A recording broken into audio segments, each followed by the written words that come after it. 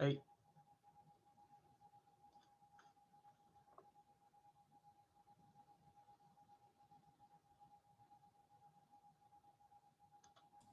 Here we go.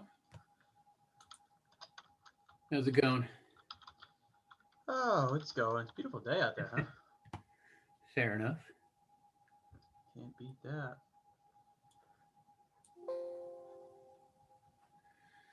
All right. Let me just finish what I'm doing here.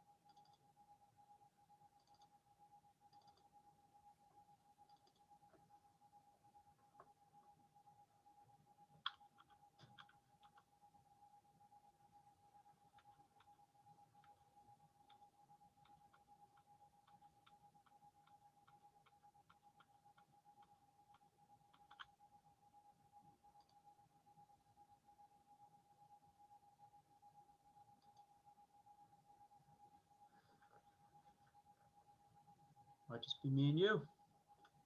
Yeah. You seem a little quiet. I don't know. Are you far from the mic or is that something you can adjust? Because I got my Oh, volume all the way up. yeah. Let me see. From scale of 1 to 10, what am I at? Um, Probably like a 6. I Hmm. mean, if we're shooting for 10. Yeah. Um. Interesting. I'll try to check out these microphone settings that I have here. Yeah, sometimes when you first log on, they give you a chance to like. It looks like if you go to like the microphone thing where it says mute and click on the up arrow, you can get a bunch of choices. Yeah. One of them is to test speaker and microphone, so that might help. Test. Sorry. Uh, it's good. Is it picking up better now or about the same? Yeah, it's better. Okay. Oh, I gotta stop testing my microphone. All right, there we go. All right. Let's see here. All right, 6 participants. Who am I not seeing? I only see 4 on the screen. Got Lauren Porter, Councilman Meg. Steve, Mark. It looks like Dennis Fernandez. Oh, Sean okay. Ryan. A couple of attendees. So those are the other 2 that I don't see. Yeah. Right. Yeah. And Jackie Rice just signed on. It's Jay Quellen. Hello. Hello. Hello.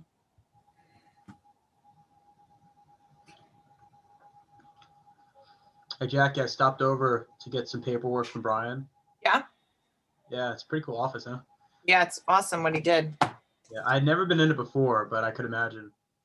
It was not nice like that. Yeah, that's awesome. Plus that mural.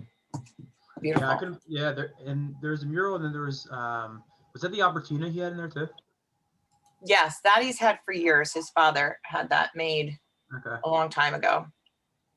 nice. I do my agenda. Oh. Pete's here. Ah, nice. Got a good crew tonight.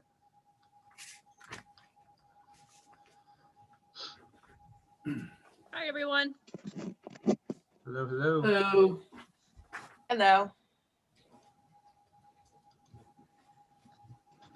We'll wait. Why do you look different, Tina? Something with your hair? It's curly. I didn't. Okay.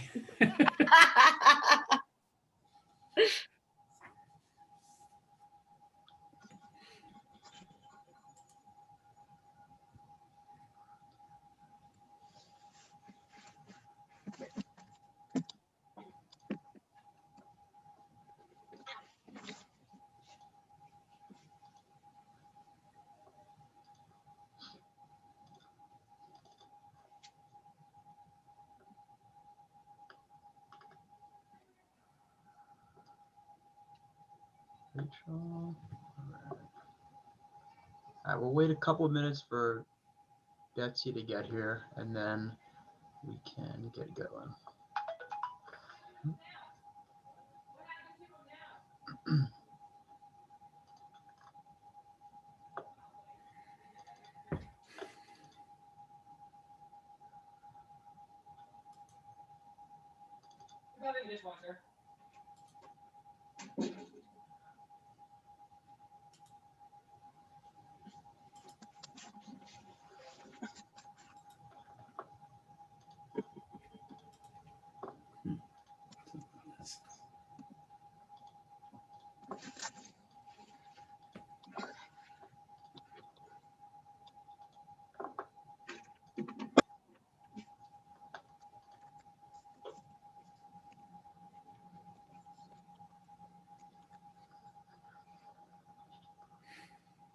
DJ, can I say something while we wait? Sure. I've been taking a page from your brother's playbook and I got a photo drone, a video drone. Oh, nice. And I took it around the bird sanctuary today. Very cool. So we can, like, if I get halfway decent, I can make videos of the parks. That'd be awesome. Cool. And people feeding the deer. Oh my gosh, like more than ever. Yeah. More than ever. Bright, massive amounts of corn, 9 dishes. Oh, jeez. They're eating well, Bright huh? yellow.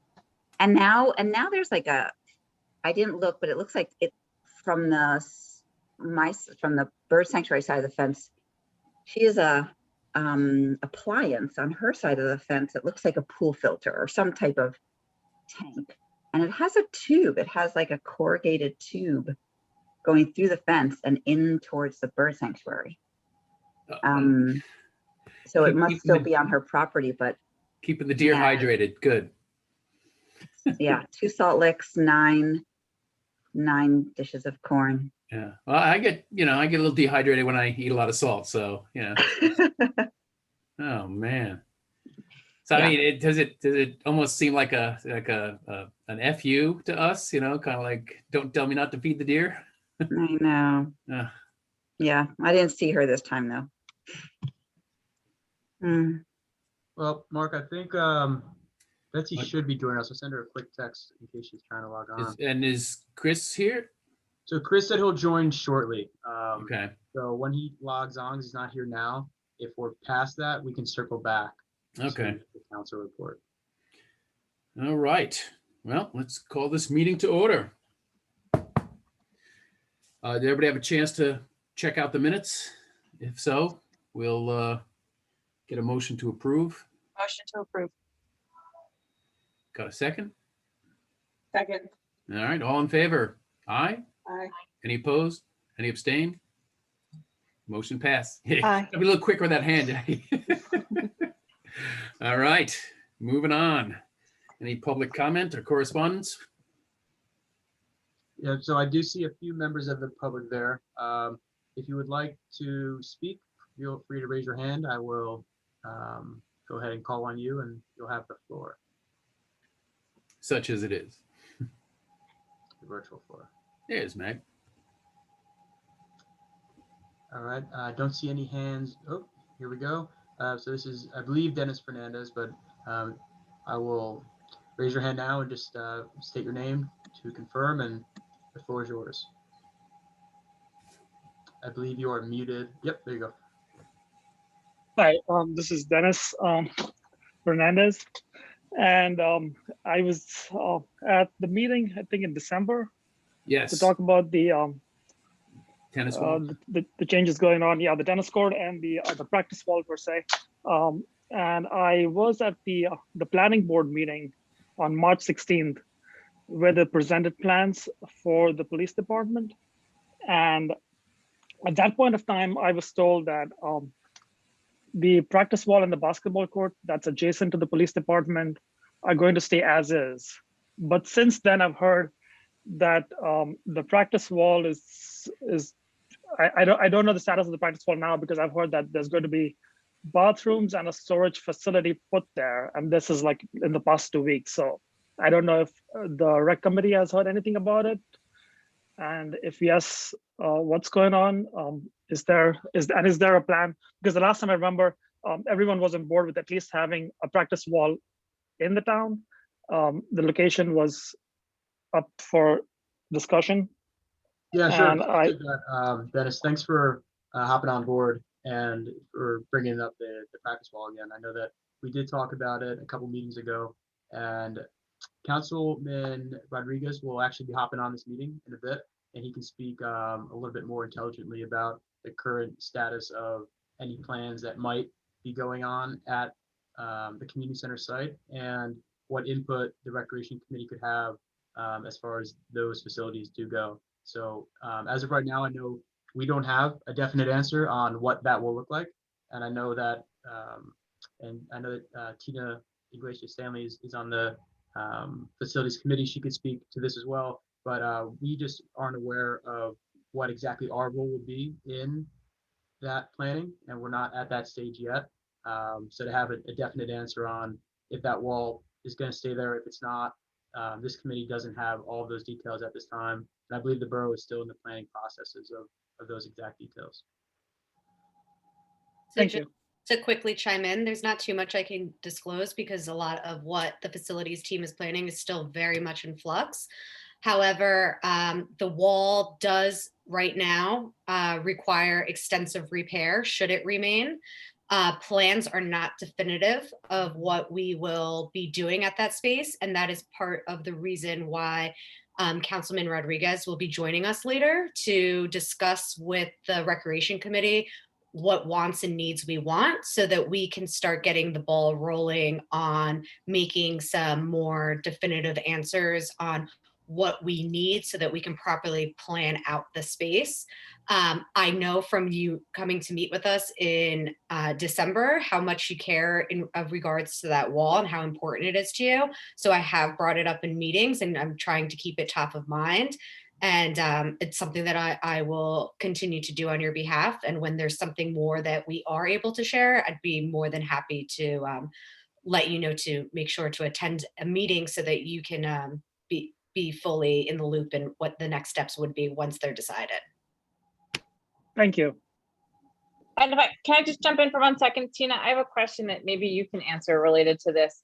I guess one of the questions I kind of heard Mr. Fernandez mention was whether, I guess there's the question of whether the wall, tennis court, basketball court closest to the PD will remain accessible and usable during construction. And then once the rec plans for that space are done, they will be, then changed, or if they will be taken down in conjunction with the new build of the PD, or maybe don't know. We don't necessarily know because from what my understanding is from the discussions that I've been privy to is that we haven't put a definitive plan on if there will be a rec center, and if we put a rec center, where it would be. So will it be at the community fields, or would we be exploring other spaces? That's where where getting the feedback from the recreation committee would be important. Do you happen to know at this point if the current plans for the PD impact the existing practice wall and that basketball court back there? The basketball court shouldn't be affected. I believe that based on the plans that were presented to the planning board in regards to where the generator could be, could affect access to the wall. But otherwise, I don't have that definitive plan yet. Sure, Okay, and, thank you. That's helpful. Yep. So Councilman Rodriguez is on the line now, so I will unmute him, and he can speak a little bit more. And Councilman Rodriguez, Dennis Fernandez hopped on at the start of our public comments and asked about the status of the community center and really what the status of that tennis practice wall, the multi-purpose wall was. Tina had given some clarity. Wasn't sure if you wanted to hop in as far as the status on that goes, and then I know that you had wanted to talk to the committee a little bit more in depth. So I will unmute you now. Unmute. Test 1, 2, 3. Did that work? Yep. Okay. So thanks for giving me a few minutes here. I wanted to start at a higher level than the tennis wall or bathrooms or anything like that. I really wanted to reach out to you guys to see if you'd be interested in taking a broader view of our recreation needs going forward. I know right now we have a list of things that the community center or community room off of the police department had handled in the past before COVID, and then effectively has been more or less shut down. What we want to do is understand what the needs of the community are going forward, not just what we've used it for the last 5 or 10 years, so that we can also solicit your feedback and advice on, sorry guys, your feedback and advice on what you'd like to see for the next 50 years. What we've done in the past has not really worked, in my opinion. We've come up with, building designs when we shouldn't have been coming up with building designs because we didn't have any programming for it. And when I say programming, what is the building going to be used for? Who's going to use it? What are the costs going to be to use it? What is the purpose of the building? Is what we have today really appropriate for what we want for the next 50 years? When we design buildings and build them, we build them for 50 years. I think the current addition to the back of the police department was a DPW garage that was converted into effectively a common room that has a couple of bathrooms in it. Is that sufficient? Is that appropriate? Is that something that we want to replicate, or do we want something different? And if we want something different, where do we want it? Is it going to be at Fairhaven Fields? Is it going to be at the youth center? Is it going to be somewhere else? All of those kinds of considerations, the facilities committee would like to hear from the rec committee about. If you said we think that a community center or a rec center would be better with lots of parking over at Fairhaven Fields, we would take that into consideration. If you thought McCarter Park was better, that's great. If you thought that just putting up a cinder block replica of what is there today, but move it slightly south on the plot of land, we would consider that too. But I think before we start designing buildings and picking locations, we should figure out what the town wants for its recreational purposes, today going forward, as opposed to looking backward. Of course, we don't want to eliminate things that we had in the past. If those are working today, of course, we'd factor that in.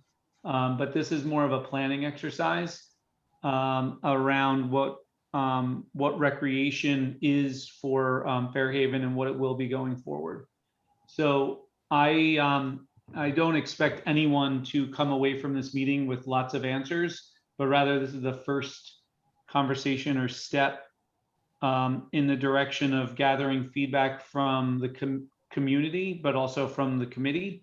We view, the facilities folks view recreation committee the same way we would view the police department when we're designing a police department building, the same way we would view the DPW staff when it comes to designing a DPW building. So it only makes sense if we're going to do something in recreation wise or community center wise or senior center wise, that we would get the input of the folks that are going to be using it and really driving the programming that way. There was as many of you know, or everybody knows, there was a planning meeting recently, which was a capital review, which went way further than a capital review and effectively became a first of probably 2 or 3 public reviews of the plan for the police department. A lot of people talked about how do we access the ball fields? How do we address bathroom needs, which currently aren't being addressed because those are locked unless there's an indoor event at the community center. There's speculation about the use and longevity of porta-johns and a request to change the police department design to incorporate bathrooms into the design or make them adjacent. My inclination is to not do some kind of slam job on a bathroom and storage facility, but rather be thoughtful about what it is that we should be making and then work with the community to make a plan and then design it rather than doing it in reverse or trying to squeeze something in at the last second, which may or may not, we might be successful, but I find that it wouldn't fulfill the requirements that you guys would probably come up with for something in that area. So as far as the tennis wall, I know there's a lot of talk about the tennis wall. If you guys have been over there lately, you can see that it's literally falling down. It's if we do put bathrooms over there, we can make one side of the bathroom facility a tennis wall. We can keep it as such. We do not plan to replace or impinge on any of the basketball courts. There's 2 of them over there. Those are both, out of scope in terms of any type of construction. The tennis courts are in grave disrepair, and I know many of you were on the committee when we put the new tennis courts in, and the idea was to address the old tennis courts and reutilize them or utilize them for some other purposes. And that decision was yet to be made after we put $300,000 into 5 new tennis courts over at Fairhaven Fields. So I'm not sure what you guys are thinking about that, but utilizing the space that we have to address the future needs is what we're really asking the rec committee to think about. It doesn't have to happen overnight.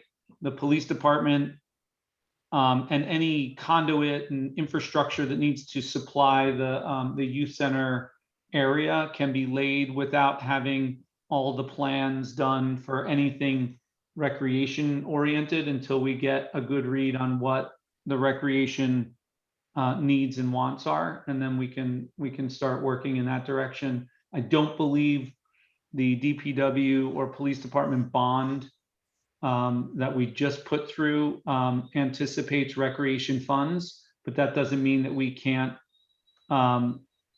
do something with a previous bond, which I think does anticipate utilize some of those funds for recreation purposes. So wouldn't worry too much about the money until we figure out if we need money, and if we do need money, how much do we need, because we will address whatever the requirements are that you come up with. So Councilman Rodriguez, thanks for hopping on and taking the time to explain where the facility committee and the governing body is to this point, because I know that we have been asked about it at several meetings, and I think you gave a very nice overview of that. My question, and I'll leave it to Mark Mancuso, the committee president, if he has follow-ups here. The best way for us to get this feedback to you or to the committee, what would that be? Would it be in the form of a survey or in the form of informal or formal discussions with committee members? What would be the best route? In terms of delivering it, I mean, we could do a joint rec and facilities meeting to discuss the results of your recommendations. Those recommendations probably be formed first of all through what you guys, there's a lot of institutional knowledge on this committee. I'm sure you guys have been on this committee, and others have been on the committee for a number of years, have had lots of different ideas, have lived in town for a while. So I think that, hello, Councilwoman Koch, how are you? Oh, I just held up you're on mute, but you're not seeing my you're on mute sign because I'm not on camera here, son. No, I've been here. I just was on my phone. Oh, okay. Got it. Hey, Councilman Rodriguez, would it be beneficial if the facilities committee could provide the recreation committee with a list of questions or a list of items that you would like the recreation committee to consider. I know that you had mentioned various items such as bathrooms and things like that, but so that we have more or less a hard list of items to consider, and perhaps I could forward that out to the committee. We could gather some feedback, and then we could have that joint type of meeting that you had mentioned, to where the recreation committee can digest some of that information, and we can come up with what we think would be most beneficial in the recreation committee's perspective. Yeah, the only thing we really have right now is we have a plan to backfill for active recreation through an interlocal with the schools. So, anything that was active in that community room, I'll call it, because it's not much more than a room really. We think that we can handle with Sickles and Knollwood. And as it relates to the bathrooms, like that's something that the public, the facilities committee, and the planning board all thought was a good idea. I think those are, if you can answer those two threshold questions, do we need another room, or is it sufficient to use the schools? And if not, like, what do you think we need for the community? We had come out, I guess, last summer. I don't really know how or why a plan came out this way, but it evolved in the facilities committee of enclosing the basketball court near the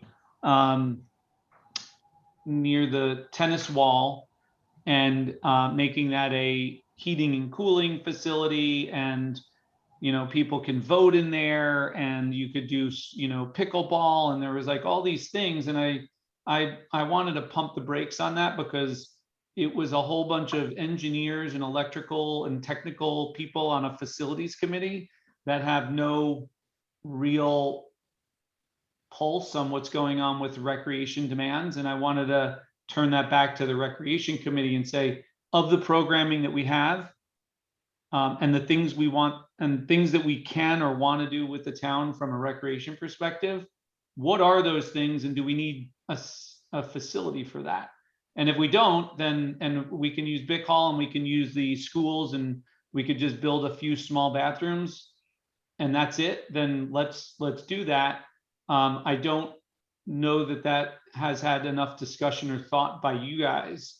So it's really, the question is really less about should we slam some bathrooms in, and it's more, what do you think the town will want 10 or 20 or 30 years from now from a recreation perspective, and does it need any type of facilities? And if so, what do they look like, and where do you want to put them?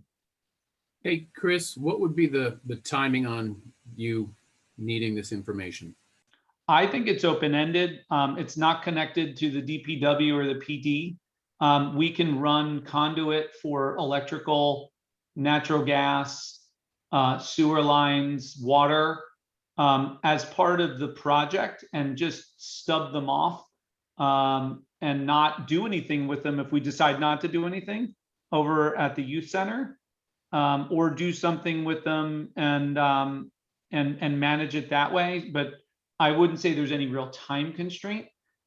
Personally, I think separating the police department from the DPW and separating the DPW from any work at Bick Hall, and the same thing for something that you guys might devise, is a good way to do it, because when we try to swallow them all together and whole, all we did was chase our tails. And it's now 2021, and the issue with the police department started in 2015, and we still have nothing to really pin down. We're getting close, but I don't want to tie any decision making, tie your hands. I think you've got the luxury of time, because we can run all of that infrastructure and do as little or as much as you want, and as much as the community will support. Okay, thank you. Okay, I went over 10 minutes. I know I promised to keep it to 10 minutes, but I have a hard time. It's a big topic and it's probably Yeah, worth no, it. no, Yeah, not it's at not, all. not a 10-minute topic. Would Yeah. any committee members like to chime in with any thoughts? I'm sure there's, been some chatter around town, maybe related to community centers and things like that. With any questions you might have, now that we do have Councilman Rodriguez here and that we are on this topic.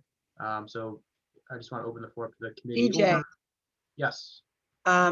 I will tell you, I've had a lot of email from residents, mostly about bathrooms. They're very, especially the neighbors that line the community center fields are adamant they do not want porta-johns. They want a permanent bathroom.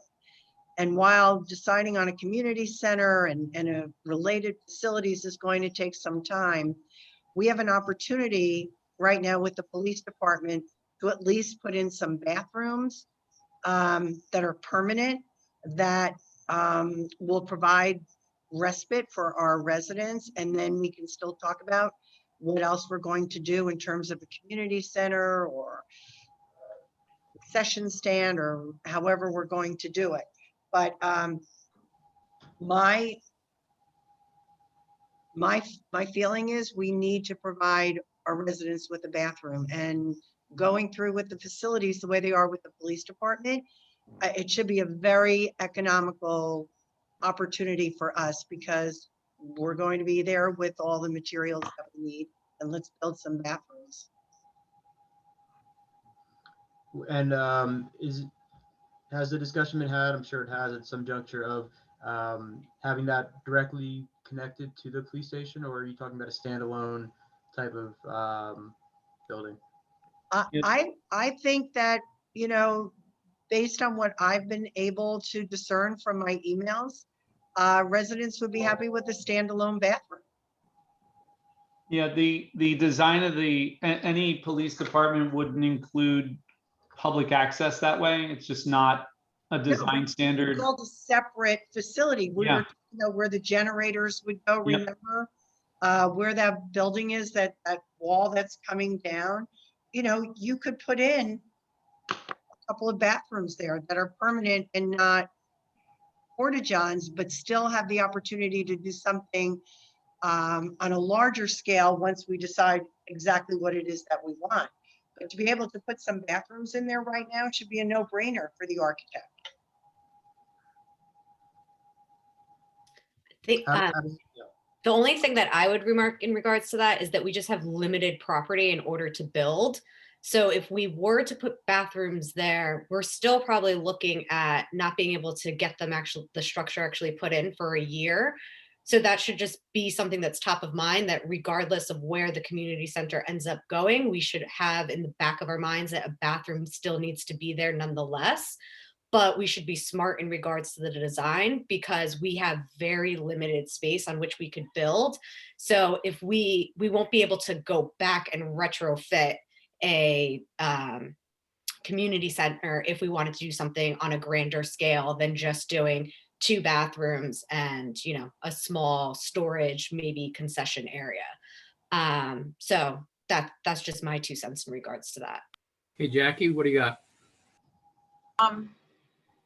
So it goes back to what Tina was saying with space, because I know we had to remove all that property from the Rossi. So most of the park, what is that, Green Acres or whatever. So is there any way for you to let us know, Chris, like how big of an area, because we're keeping the basketball court, right? So then we have like a weird shaped tennis court wall area. Like what are we looking at? I don't want to ask you for something and you'll be like, well, we don't have any space for it. So the area, like just east of the basketball court, is police land. And so it's usable space right now because it's not on the registered open space registry or however registered open space inventory, Rossi. The tennis court is, I believe the basketball court also is. And so it's actually, if it's recreation purposes, it's not hard. There's some red tape, but it's not hard to build whatever you want recreation wise. It's easier though if we put it where the tennis wall is. because it's not on the Rossi and we can do whatever the heck we want.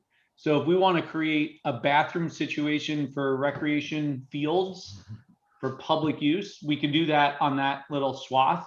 So there's an easy path, and then there's a harder, but not, it's nowhere near impossible. It's actually a permitted use on the Rossi land. So good question.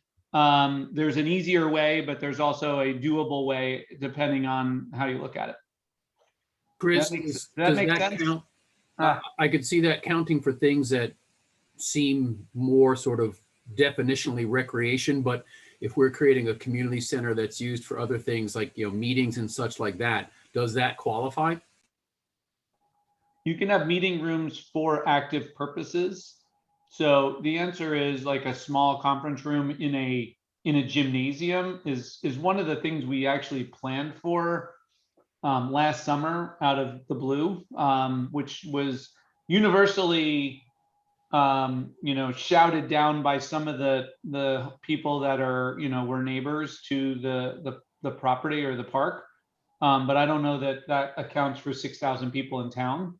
But you can put meeting rooms in there, or, if you wanted to pull a bunch of chairs around a table, just like you can now in the current facility, doesn't mean you can't. You could do the same thing on like the basketball court or whatever it is that you guys decide you want to build.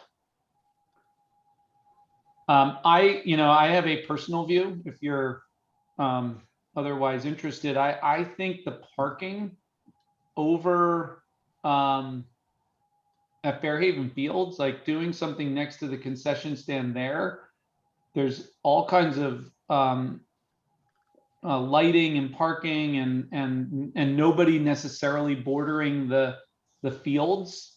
And you could actually do something in Fairhaven Fields as opposed to doing something at the youth center. So I wouldn't just, close this conversation off to the youth center. We would, effectively put some bathrooms there, which Councilwoman Koch is supporting. I'm supportive of that. But, we could do other things, and even maybe connect the current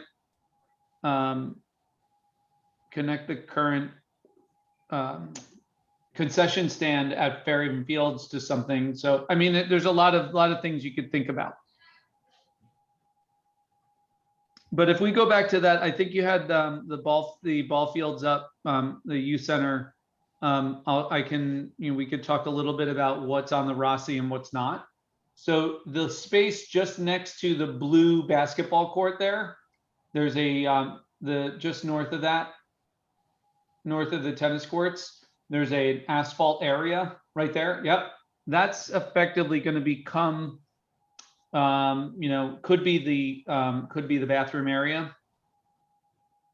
And then everything north of that area and the basketball court would be part of the police parking and police building area. So basically, to go back to the community center type of facility at the community center or at the community center fields, would that be in this tennis court area? Is that what would be considered if the committee were to come back and say, hey, I think we need indoor, an indoor athletic facility would be best suited for the residents of Fairhaven in the next 50 years. It could be there. It could be on the current basketball court, and then you could put 2 or 3 basketball courts where the tennis courts are. I'm not sure if basketball, and it might be, is of interest to the town. I don't know if an indoor thing is even of interest to the town. I mean, it really, I think we've got to do a little bit of talking to the community, maybe a survey. Somebody mentioned a survey before.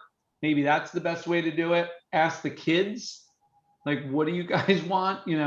There's lots of options.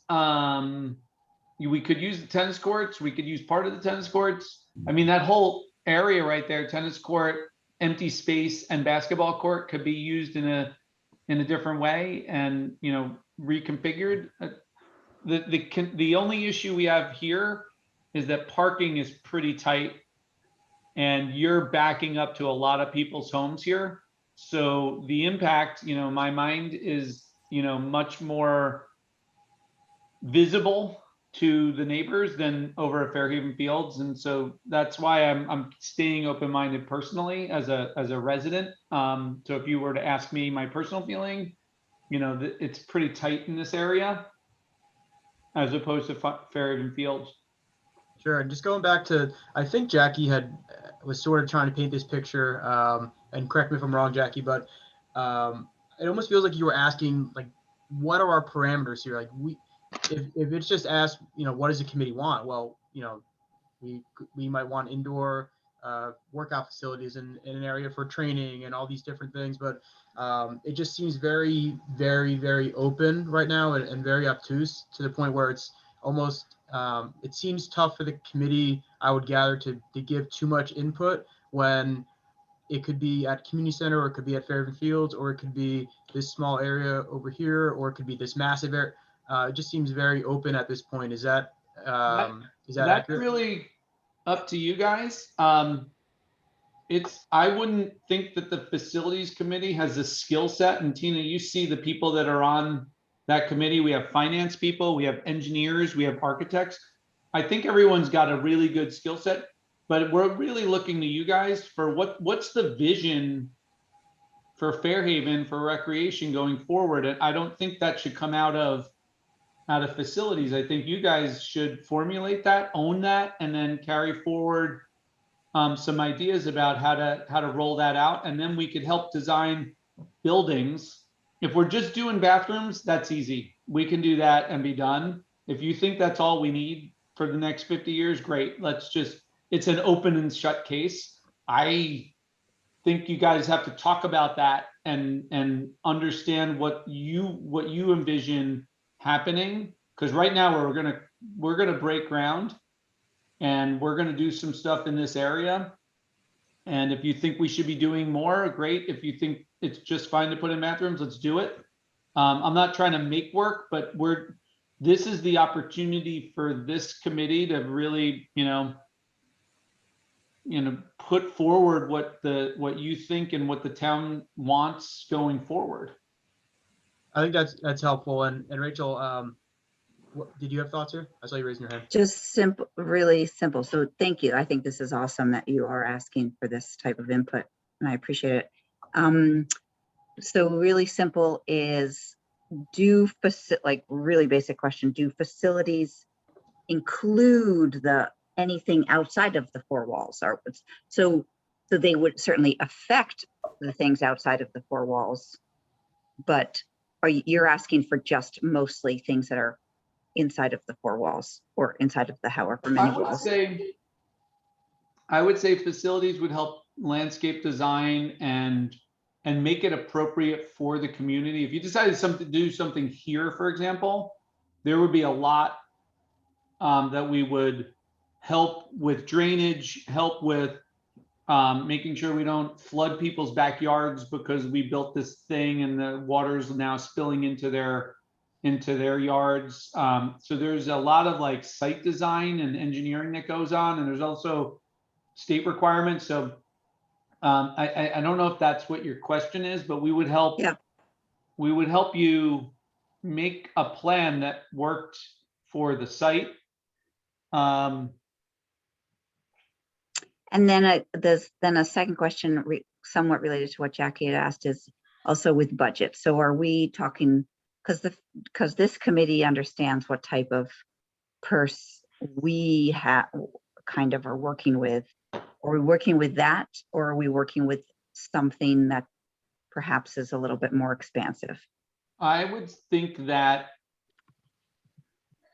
the community would get behind the broader, 6,000 humans in Fairhaven would get behind a facility that we've never had before, because they're going to get use out of it. They're not going to get use out of the DPW. They're not going to get use out of the PD. They know they need those services, but this thing, in my mind, would be used every day, all day. I mean, I don't know. That's probably a bit extreme, but would get really heavy use after school hours, in the evening, into the night, on weekends, all year round. And you could have a usage fee that could offset the cost of it. So if you ran basketball leagues, or you ran pickleball all year round indoors, and you had you allowed different activities or different groups to rent it out, and even rent it out for private purposes if that's what you decide. There's a lot of different ways to handle the finances of it. I think that the town likes to back things that are family oriented businesses.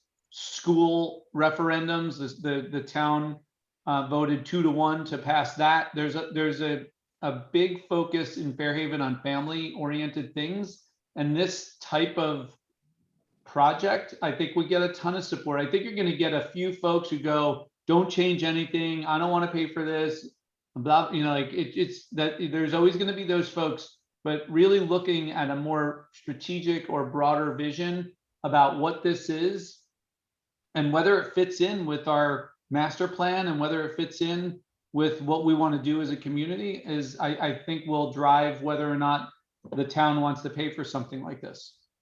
And when I say something like this, it might be something small and modest. It could be something medium.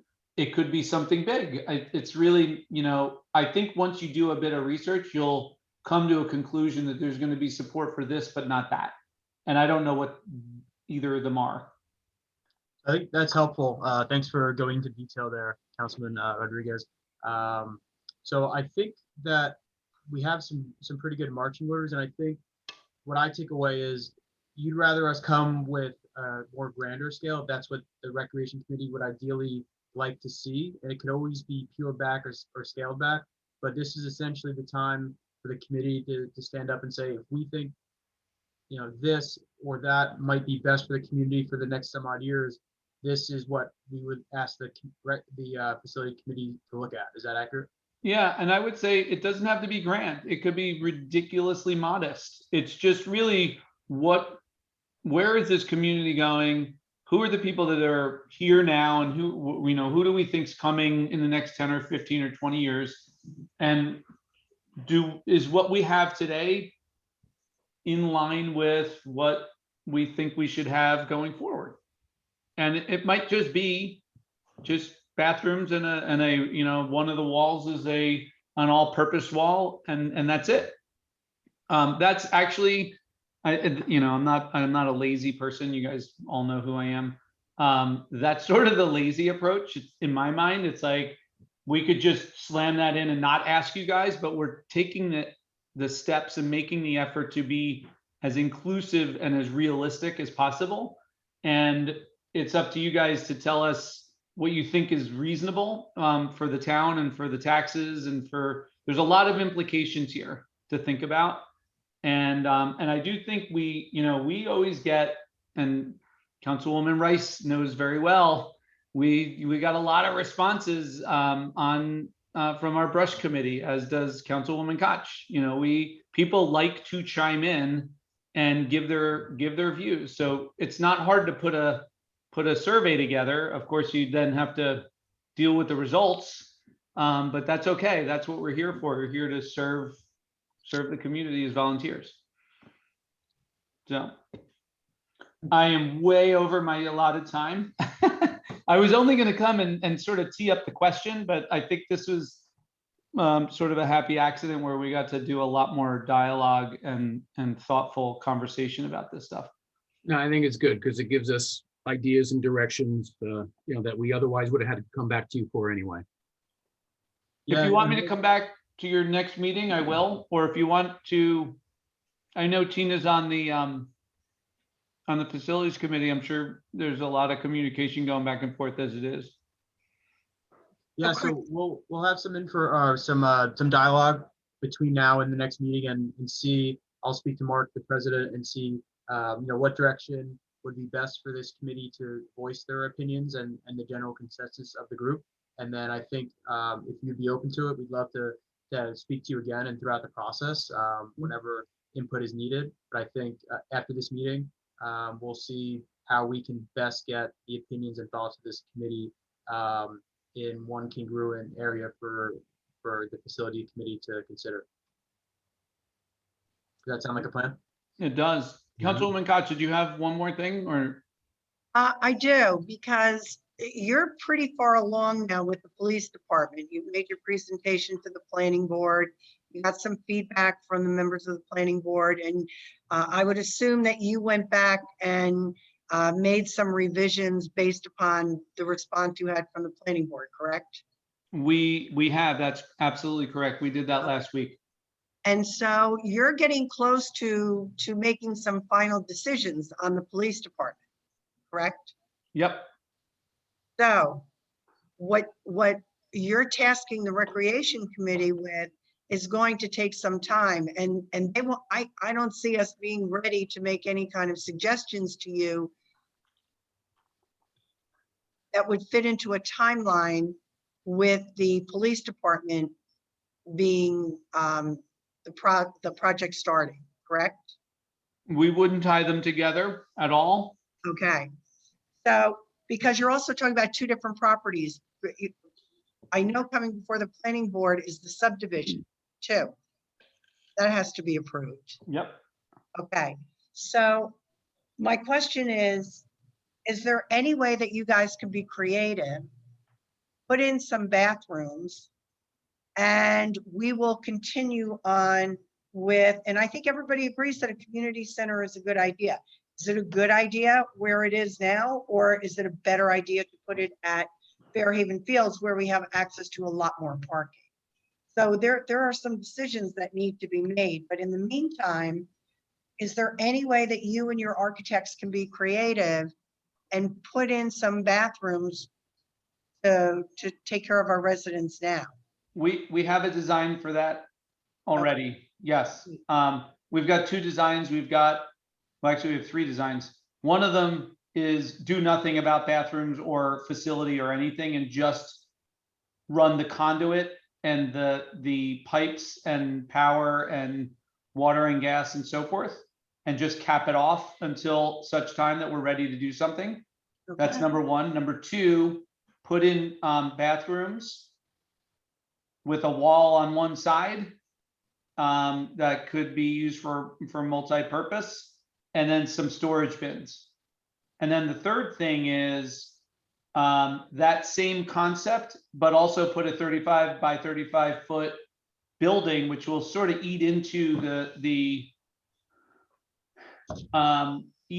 tennis court area because it's bigger than that small area off of the basketball court.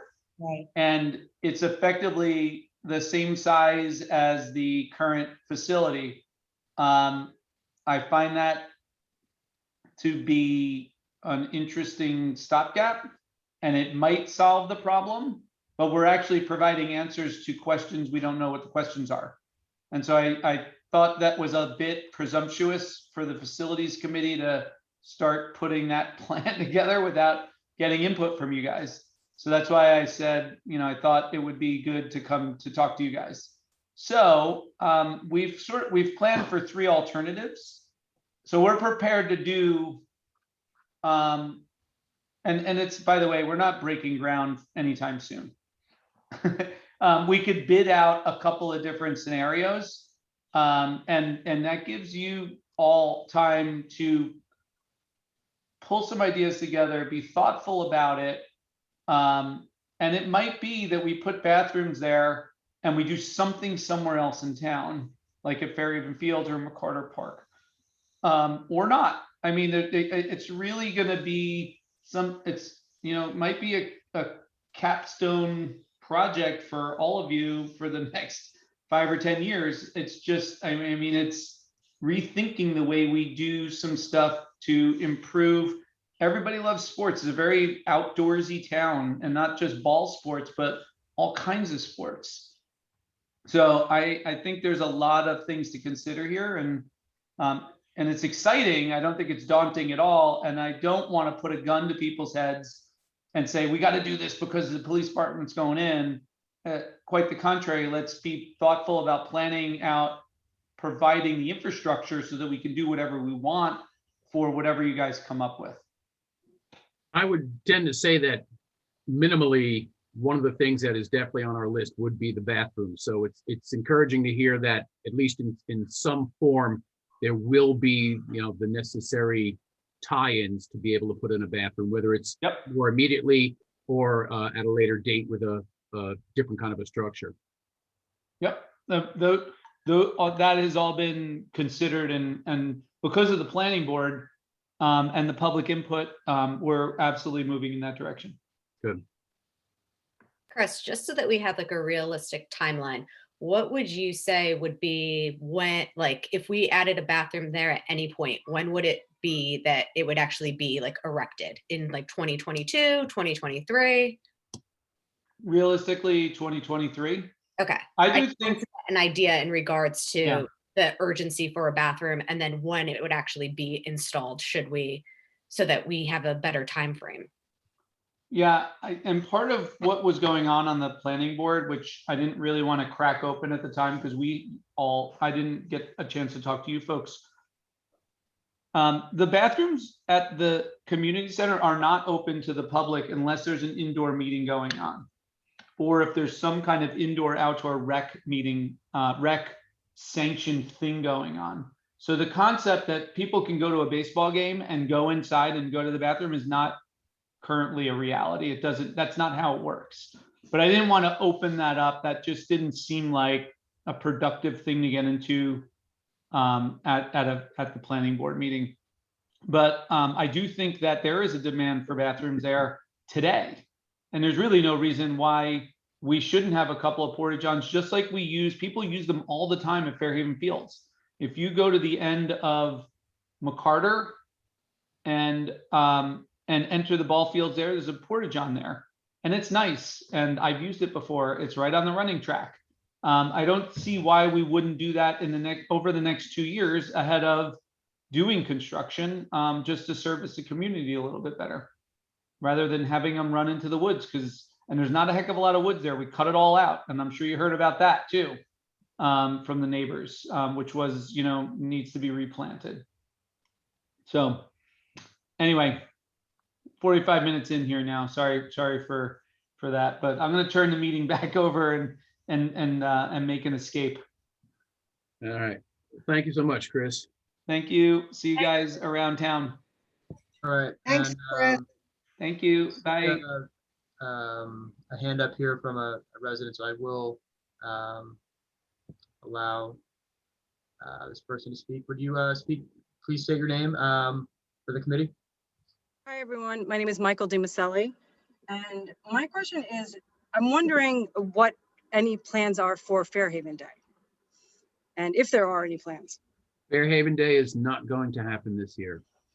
Have there been any thoughts about alternative things to at least celebrate it without necessarily gathering all together? No. No. I mean, we've that's a whole separate committee. Actually, that's the foundation of Fairhaven, and some of us are on that committee as well, so we can speak to it to some extent. But yeah, until we can determine how we can do something that fits within the guidelines that the state gives to us, and we can do it in a safe fashion, there's just kind of no way we can pull it off.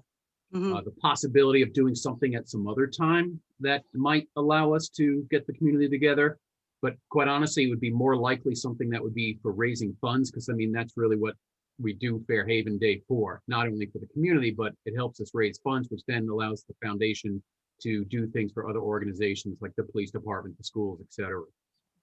Got it. I mean, was there any consideration though, or is it just not worth it because it wouldn't be making any money? Just because I feel like it's so silly, but I'm such a fan of living in Fairhaven, and I feel like being in Fairhaven during COVID has been a savior, because Fairhaven is really special and the community has really come together. That I don't know, I was sad when the Fairhaven Day ended, and I was just thinking that maybe we could do something where at least we celebrate it or talk about it in the schools, or like have like an essay contest or an art contest, at least to acknowledge that Fairhaven Day is, it's still a day in Fairhaven and celebrate Fairhaven. And maybe there are ways to have some sort of fundraiser that isn't in person. those are just my ideas. That's definitely something we can bring back to the foundation and have some discussions about. Yeah, I agree with you. You know, we were sad that we would not be able to effectively run it. And just as a side note, I happen to be speaking to my parents today who are down in Florida, and they're very upset that we're not having it because they love coming up for it. Yeah, I mean, even just, I know it's expensive, but like fireworks, most people probably could see fireworks from most places within Fairhaven. Mhm. I mean, I know I can see it from my yard, but, and I live on River Road. Okay. Well, So as I I said, don't know. you know, more than happy to you know, bring it back to the foundation and you know, have a discussion Okay. on it. Great. Well, thank you. Thank you for your you. time, everyone. Thank you. All right. Well, now that we've discussed the facilities, we'll move on down. And I am time sensitive. I know that this is the only thing that people on this call have going on tonight. And we're already an hour into it, which is typically the length of our meeting. So I'll try to keep the rest of this as short as possible. And, you know, feel free to, if I'm going too fast, we can certainly, you know, take our time and go over certain details of some of the different items that we're going to go over.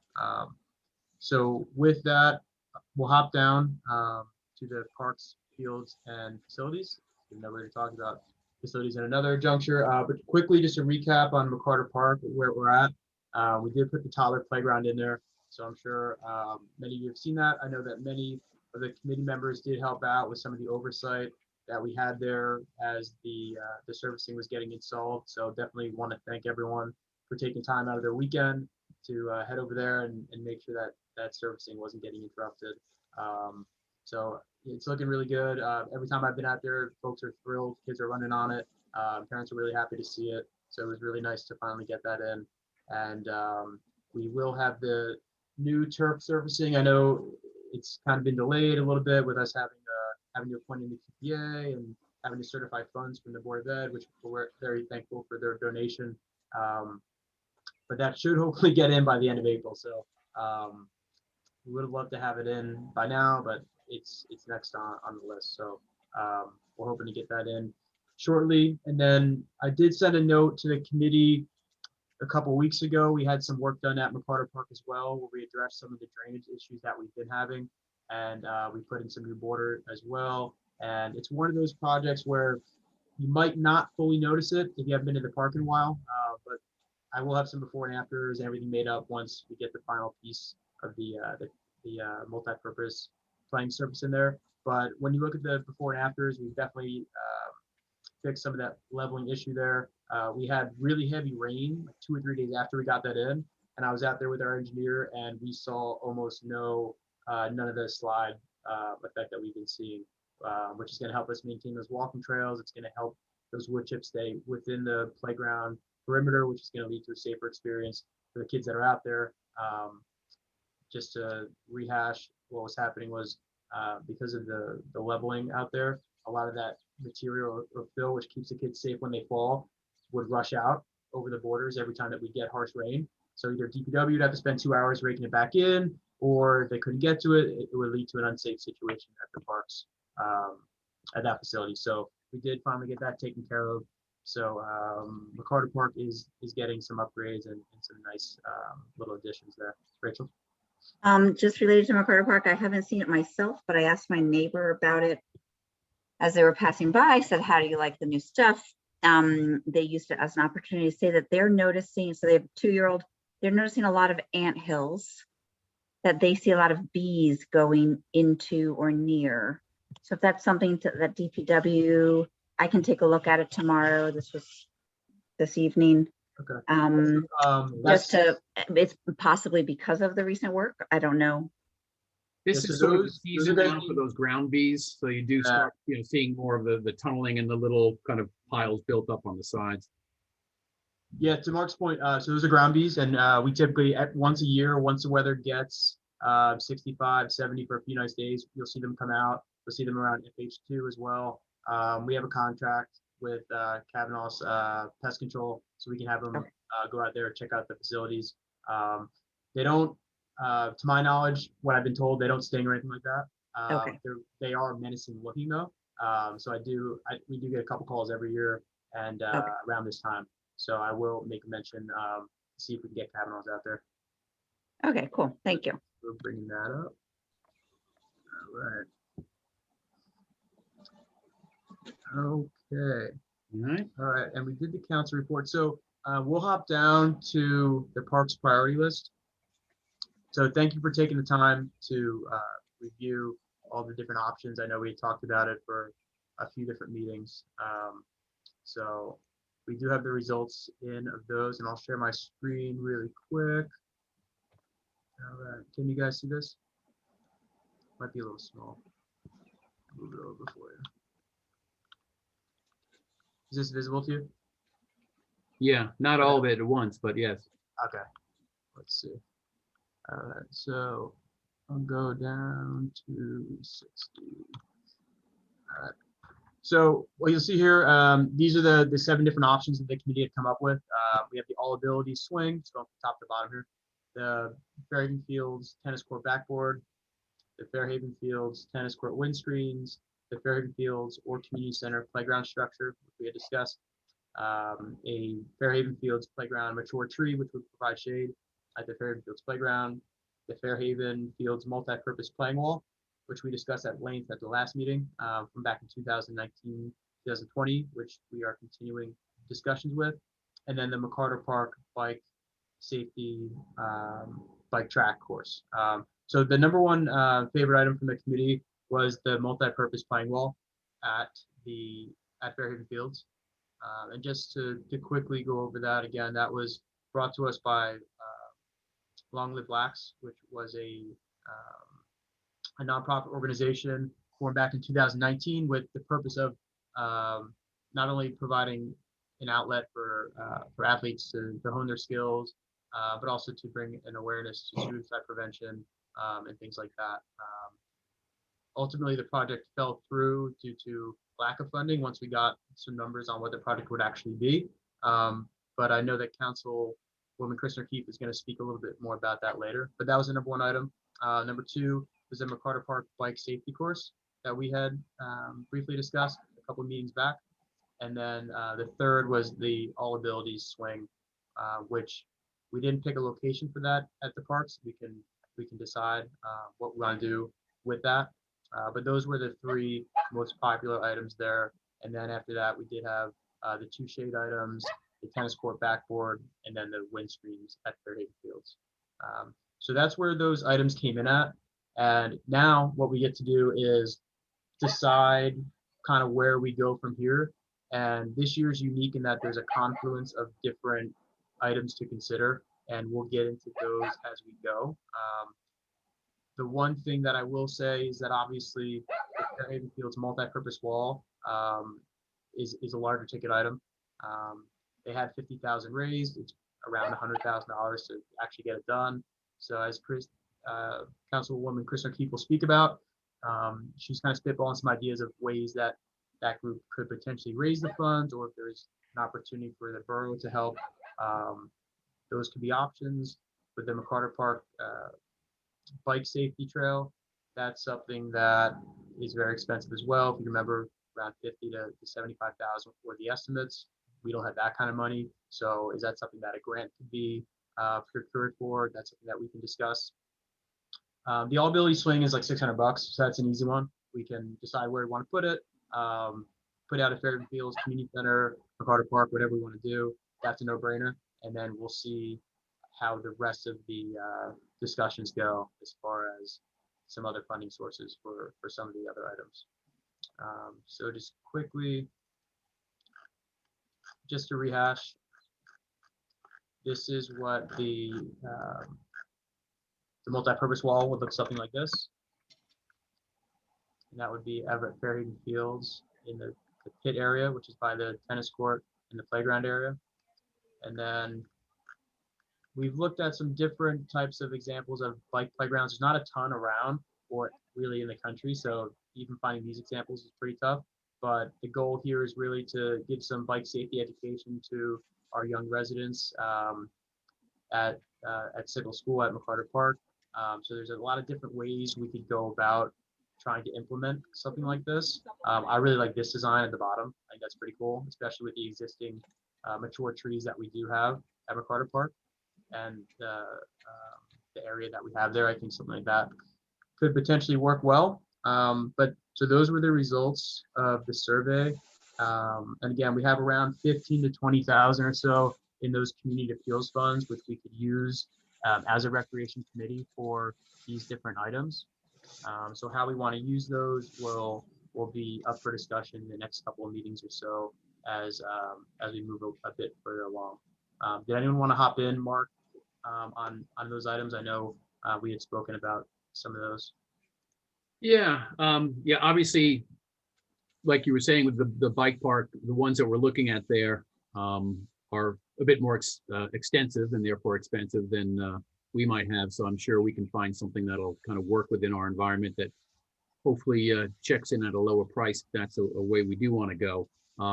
But it appears there could be some possibilities for some state grants that might allow us some money. Yeah, sure. And that's something I'll speak on quickly.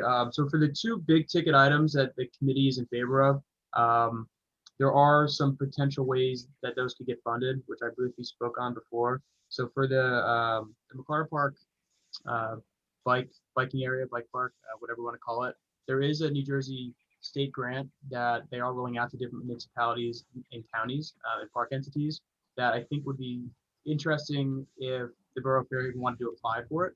Actually just came out like 2 days ago. And it's open again to every municipality, every city. So they're not easy to get. But in discussions with the borough administrator today, our thought was if we send a picture of our playgrounds and say, they're not in the best shape, but we want new ones, we're not going to get that over some other towns who are like, look at these playgrounds and it's just a vacant field or a vacant lot. So something like this, where we are tying in not only an initiative for recreation, but also for safety on the roads and things like that in an area where we don't have anything, that vacant patch at McCarter Park. We think that this would be an opportunity to seek that a grant for that, whether there is a matching type of component that they would like to see. So that would be for the governing body to explore more. But I would just like to throw that out there and see if the committee would like me to start the process of applying for that grant, which could help us with that project, which we're kind of guesstimating 50,000, 75,000. We're not really sure. Part of that process would be getting an actual quote and moving forward with seeing what would actually cost, which whether we get the grant or not would at least show us, hey, this is what that number is looking like. So I just wanted to throw that out to Mark and the committee to see if there were any thoughts on if that was worthwhile to spend time going after that grant. I mean, Seems my thoughts are, worthwhile. go for it. Yeah, I agree. I think too, we have Yeah. an opportunity because of the fact that it is something so unique. And especially with COVID and kids riding their bicycles more and stuff like that, we might have a unique angle and fresh perspective that could help us with the grant. Yeah, absolutely. The I fact agree. that our students don't have busing, they all ride. Yeah, it ties in nicely. PJ, how much is the entire grant for? So the grant program is 2.5 million, and the largest grant they'll give out is 500,000.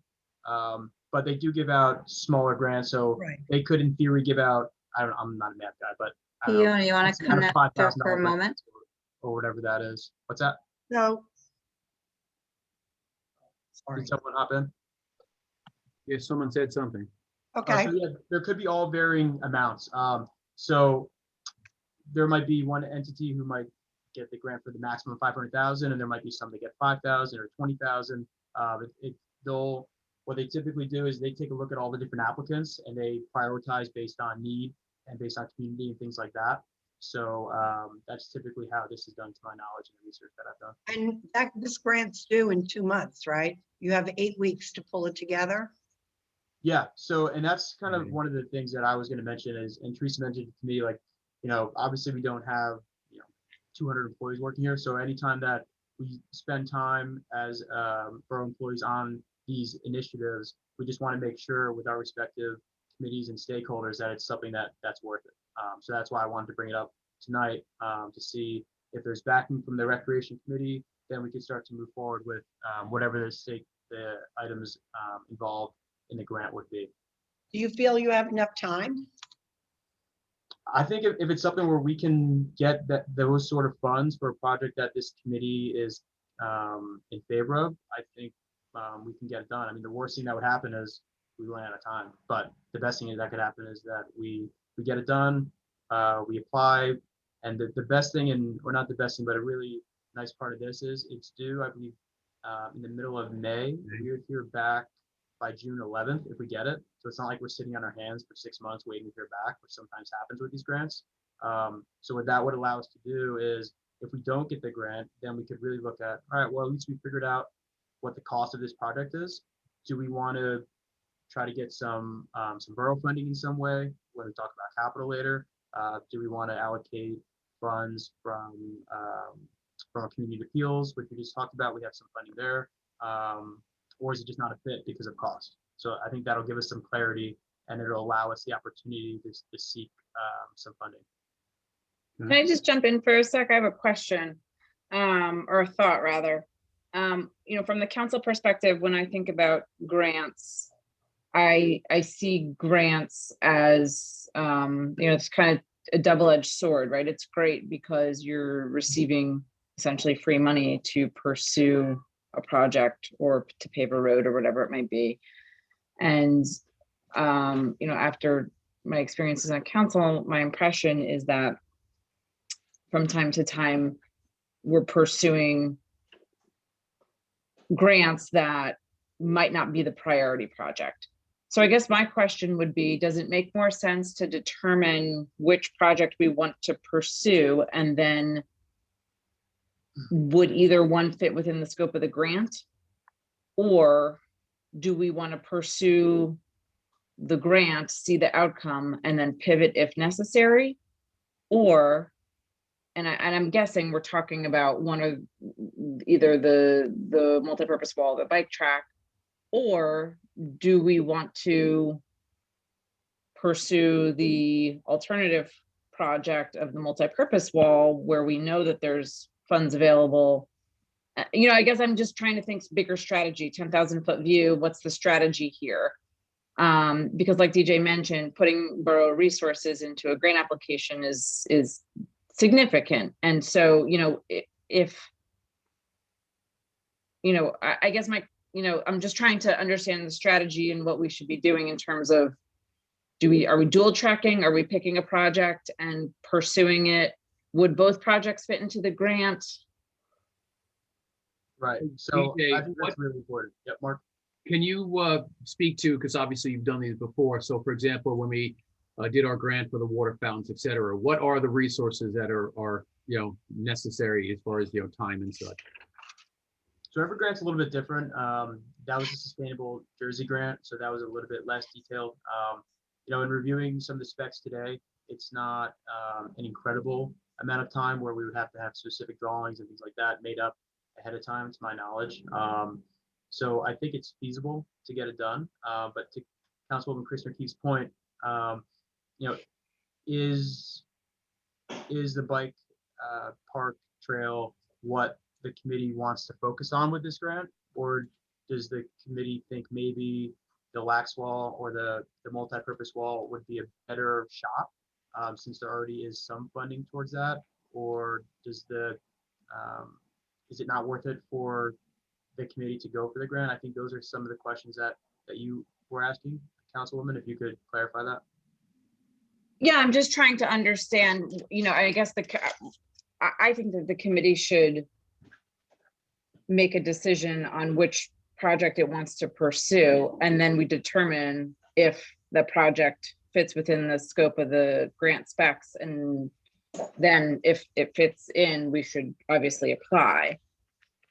Yeah, the tough part is we don't really know. I know that Long Live Lax has half of the money, and I know that Councilwoman Koch had mentioned that maybe it should be up to that group who said that they were going to raise the money for the project to raise the money, and it's not as much as a borough initiative, where this bike trail or bike park is more of something that this committee kind of came up with, and they wanted to see through. So I guess the question is, out of those two items, which one do we want to more pursue, and or can we do both at the same time? One being the bike park of sorts would essentially just be if we could get the grant, and then we could also be working on the side with Long Live Lax as they try to raise those funds as well, and we could assist in some other way. So maybe we could attack both, and they're not mutually, exclusive to each other, and it's not one or the other. Right, let me I just jump in for 1 second on the, I think we kind of have the answer to part of the question with the survey results that, these were obviously the top 2 projects. And I guess we have to look at it from a, practical perspective moving forward from there. And we can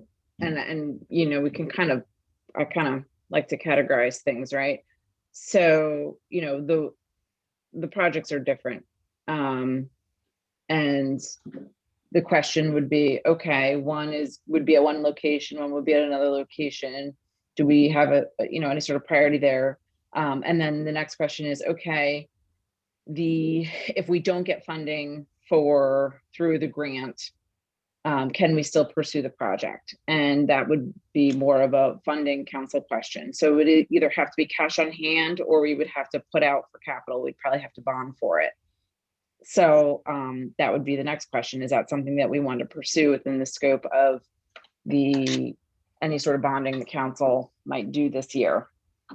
And I guess the next question would be, the lax wall, I'll just touch on for a second. The project engineering that was developed by Long Live Lax's own engineers, rather than the borough's, and I believe that was at the borough's direction. A lot of the elements that are in that project plan were at the direction of the rec committee at the time. And I'll defer if I'm speaking out of turn, but this is my understanding. So such as the landscaping, some of the barriers, some of the drainage, things like that they wanted in place. And I can say, for example, the synthetic turf base it's bid at, or it's projected to be $27,000. So I think that the committee itself, if it wanted to take a look at those plans and say, hey, you know what, maybe we really don't need this, or maybe we can change this material out. There would be some control from the committee itself to reduce the costs involved there. And so I think if we are committed to that project, we have the ability to drive the cost down a bit, number one. Number two, if that cost does go down to some degree, they have their $50,000. We have something like 15 to 20 available. And so then the change to make up, I suppose there's certainly opportunities. I brainstormed opportunities on this with Ethan Arlino, who was here at the last meeting, and some of whose little dog is that? That is the cutest thing. Was some of the community partners, we could reach out to raise funds, certainly exist. Any of the sports teams, groups, facilities, the booster club at Fairhaven or RFH, because all of those teams use that space. I did speak with Shade Tree to see if they would be able to support us in terms of some of the trees or the landscaping.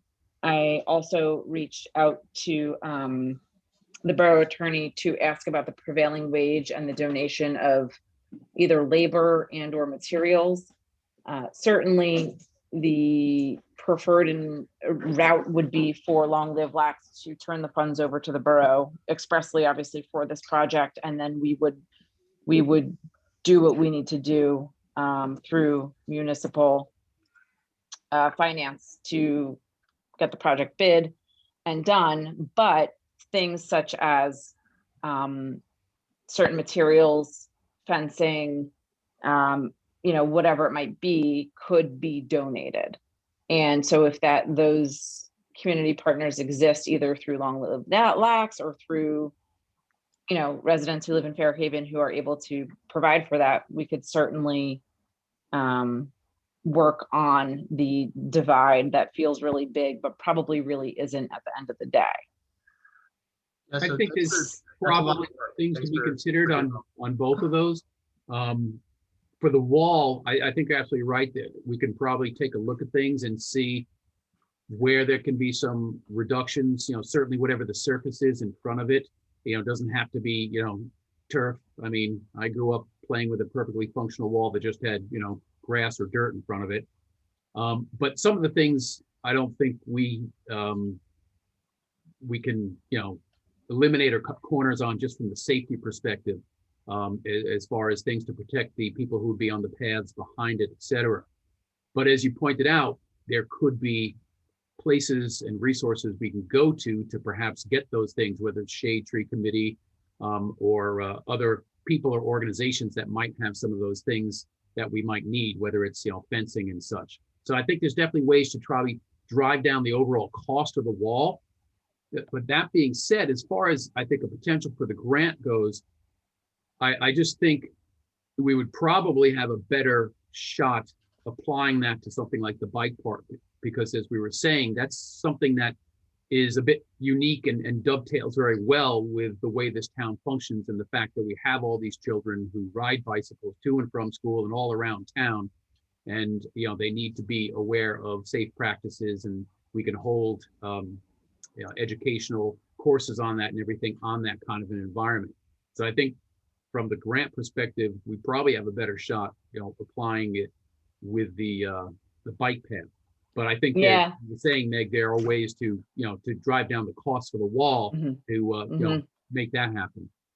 Yeah, I agree with you, Mark. I'm kind of looking at, when I'm looking at this kind of apples to apples, and I'm just saying this one's a project, that one's a project. On the one, and we have $50,000 in hand. On the other, we have a lot of work to do, and we don't know what money we're going to get back. And then to have access to that money, you have a bunch of red tape. You have deadlines. You have a certain amount of, approvals you have to go through. So, and not for nothing, I kind of see it as we already have a grant on the one. Long Live Lax has worked really hard to put it together, and has come to Fairhaven first. So I think it's just important to keep in mind. And by the way, I really support and love both of these projects. I just happen to be the point of contact and sharing the information on the multi-purpose wall. So I don't want anybody to think I'm partial to one or the other. I really love the idea of the bike track, and I think McCarter Park would be a great spot for it. I support both of these projects fully.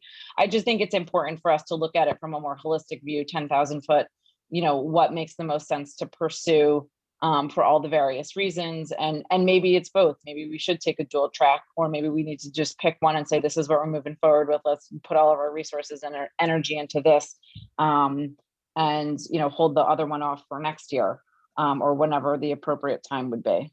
Well, I think that's a good point. And, I know that you did mention, or Long Live Lax did mention, that they do have that money in hand that they did raise, and it likely won't be there forever. So if we decide, hey, let's focus on other projects, they probably are going to take that money and, maybe try to get it in Rumson, or maybe at a local school where, to your point, the red tape might be a little bit less, or some of the parameters around the installation might not be as rigorous, and they'd be able to complete that project in a timely manner. I know it's been 2 or 3 years since they've been planning it. So I think that makes sense to consider that. I think my opinion would be, it'd be great if we could attack both of these, and look at the potential of trying to get both done. And I know that cost is always important, and we'll talk a little bit about that as far as capital planning, because I know we have to talk about the playgrounds and things like that. And this conversation can kind of tie into that one. But I'll let Councilwoman Koch speak. I know that you're trying to get in there. No, I agreed that the wall has presented us with $50,000 or some odd $1,000. We still have to figure out where the other $50,000 to $75,000, depending upon what the final cost is going to come from. There's no guarantee that we're going to come up with that money, and that's a lot of money to come up with. Yeah, that could be true on the bike park too, though. We have no idea what amount they may or may not give. We could get nothing. It's true of anything, but Yeah. the bike park is going to be a little bit less expensive. But I mean, have we decided these are our two top priorities? Well, I think the top one was the swing, but that's a kind of a no-brainer based on the cost. That's $600. So Yeah.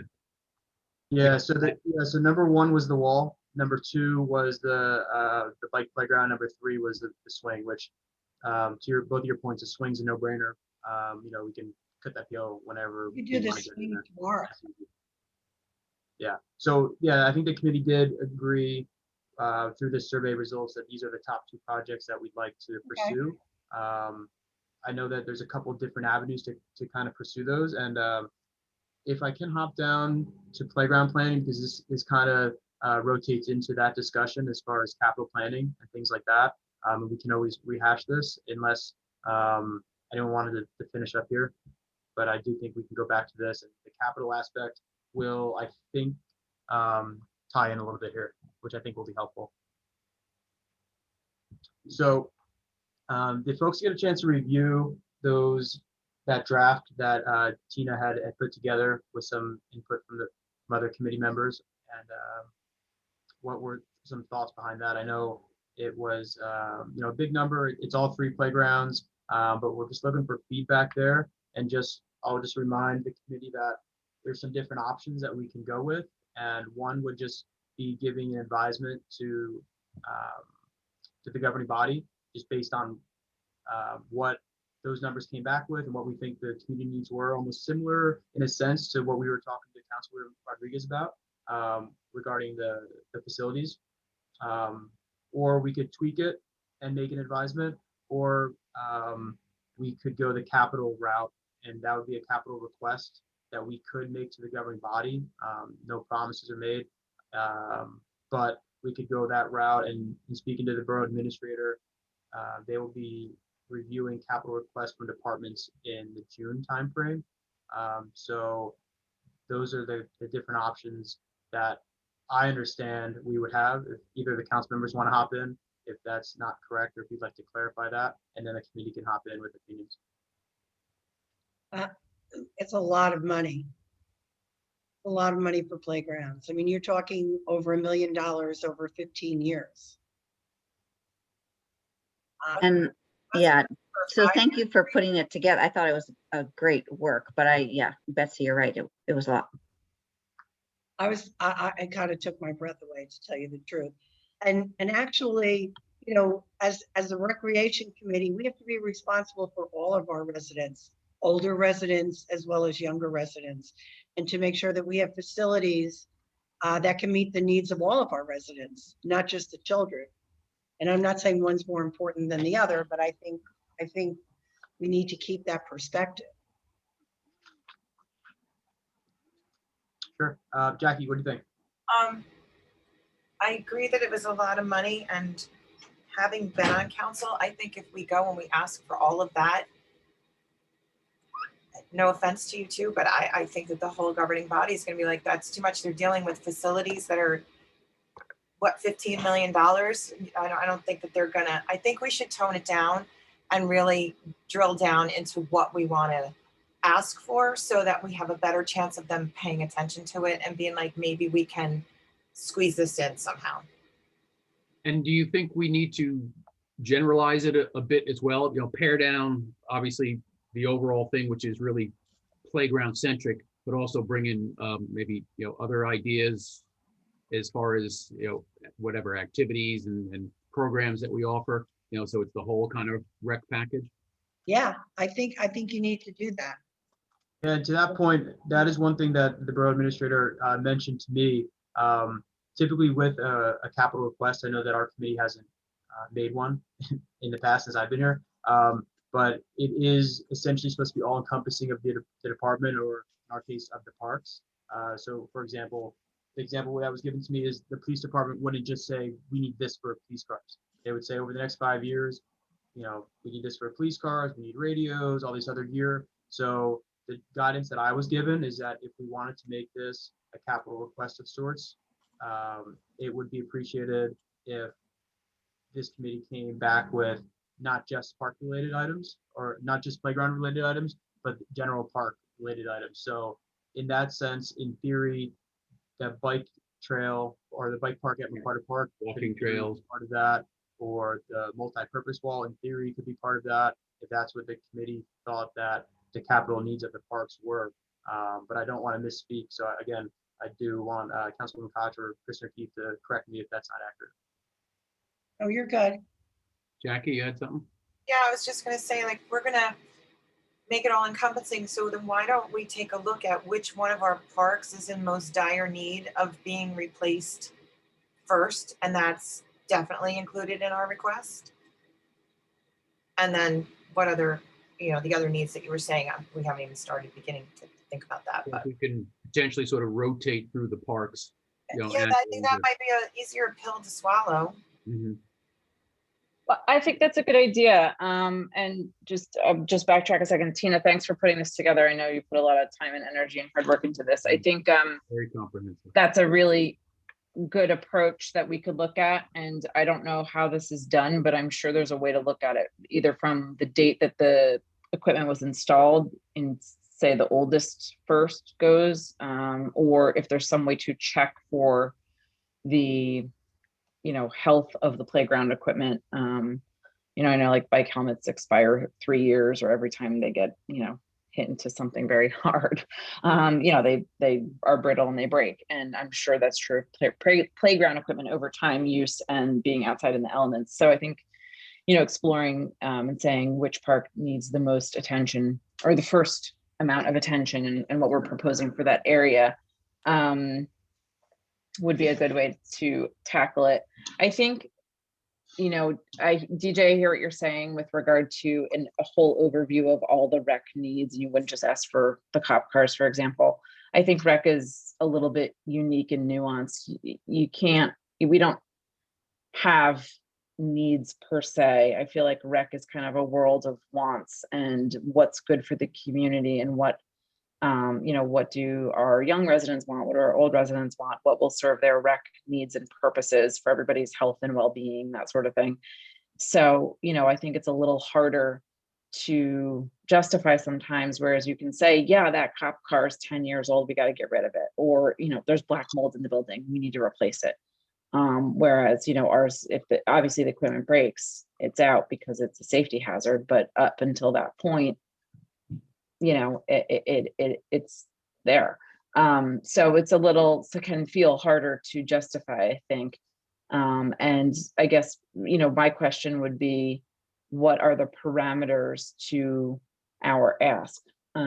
Does the rec committee, and I know our spaces kind of span any number of areas, include ponds, things like that. Where's that line? And it feels very gray. So maybe there's a 3-part capital request. One is, constrained to playground equipment, and that's prioritized by need or health of the equipment. And another is new things that we would like to, that would be a replacement. And something else would be new things we'd like to install, whether it's a different type of playground equipment. I just saw some really great ideas that Rumson's looking to install, some new stuff I'd never seen at a playground before, something like the bike trail, something like the multi-purpose wall, things like that, new projects that we're proposing.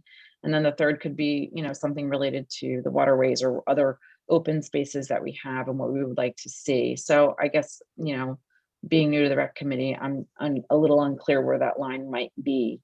But I think that our job is a little harder for what the capital requests are than it would be for other departments, because it's not as crystal clear, or you don't know that you need to replace the, tanks for the firemen every 3 years, things like that. It's just not that clear. Yeah, I would agree with you that, there are so many different areas that rec and park kind of touch, and what is under our purview in a sense and what's not. So I would agree with that. And again, this is really the first time that this committee's really tried to come up with the capital type of plan. But I think the foresight that Tina and some other recreation committee members have had to say these items are eventually going to need to be replaced. Let's put a plan together, I think is important. So I would agree with that. And Kate, I saw your hand up. Yeah. Basically, what Tina said, what Tina did was really impressive in that I feel like you need to budget for the kinds of these things are going to break. And I don't know how to really go in front of council and say it, because I also agree that the number is very large and you kind of take a step back when you see it. But to kind of put us as a budget item on the, in a line item on the budget, and knowing that these items are going to need care, it makes sense. I don't know kind of how to phrase it to council, but that makes sense to me. So I think the problem from council's perspective is really just a financing point of view. It's not like us where we can save up money in the bank and say, we're going to save up money this year and spend it 5 years out. We either have to spend cash on hand or bond for it. So Yeah. we do have money that we put in general capital every year. And we could certainly ask for that, for example, to spend in this year. So whatever project we pick, we've got the $20,000 that we'll put into it, whatever we would get from a grant or from that group. And then whatever the shortfall is, we could certainly ask rec for that. I'm sorry, the governing body for it. And they could pull it out of their general capital fund.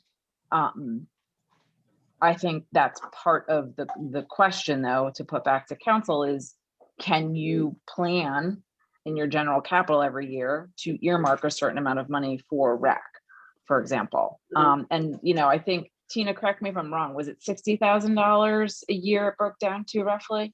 Did I make that up? It was 68. Okay. Well, 69 if you round up. Okay. Right. So, that sounds like a lot of money to spend on playground equipment every year. But maybe in the grand scheme, it's not. And, one of the suggestions I made, and I can't remember if it was at the last rec meeting, but one of the suggestions I made was, let's look at other neighboring municipalities. What do they spend on their, and what does their rec budget look like?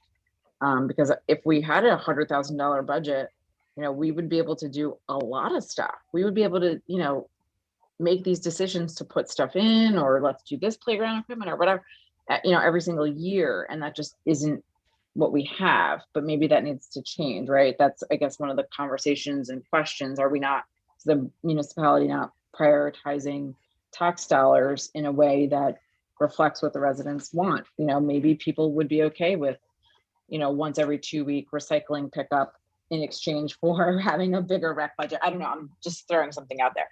Obviously, there's a give and a take on this, but especially over this past year, our rec facilities are so critically important. So, yeah, I think your point's well taken. But it's just the municipal finance part of it is just a little bit more wonky than us saving money in the bank to do the big project. But it is, again, long-term planning. And I think to DJ's point, part of this whole 5-year capital submission should kind of speak to exactly that we need to be having this mindset of we need to be funneling more money into our rec spaces.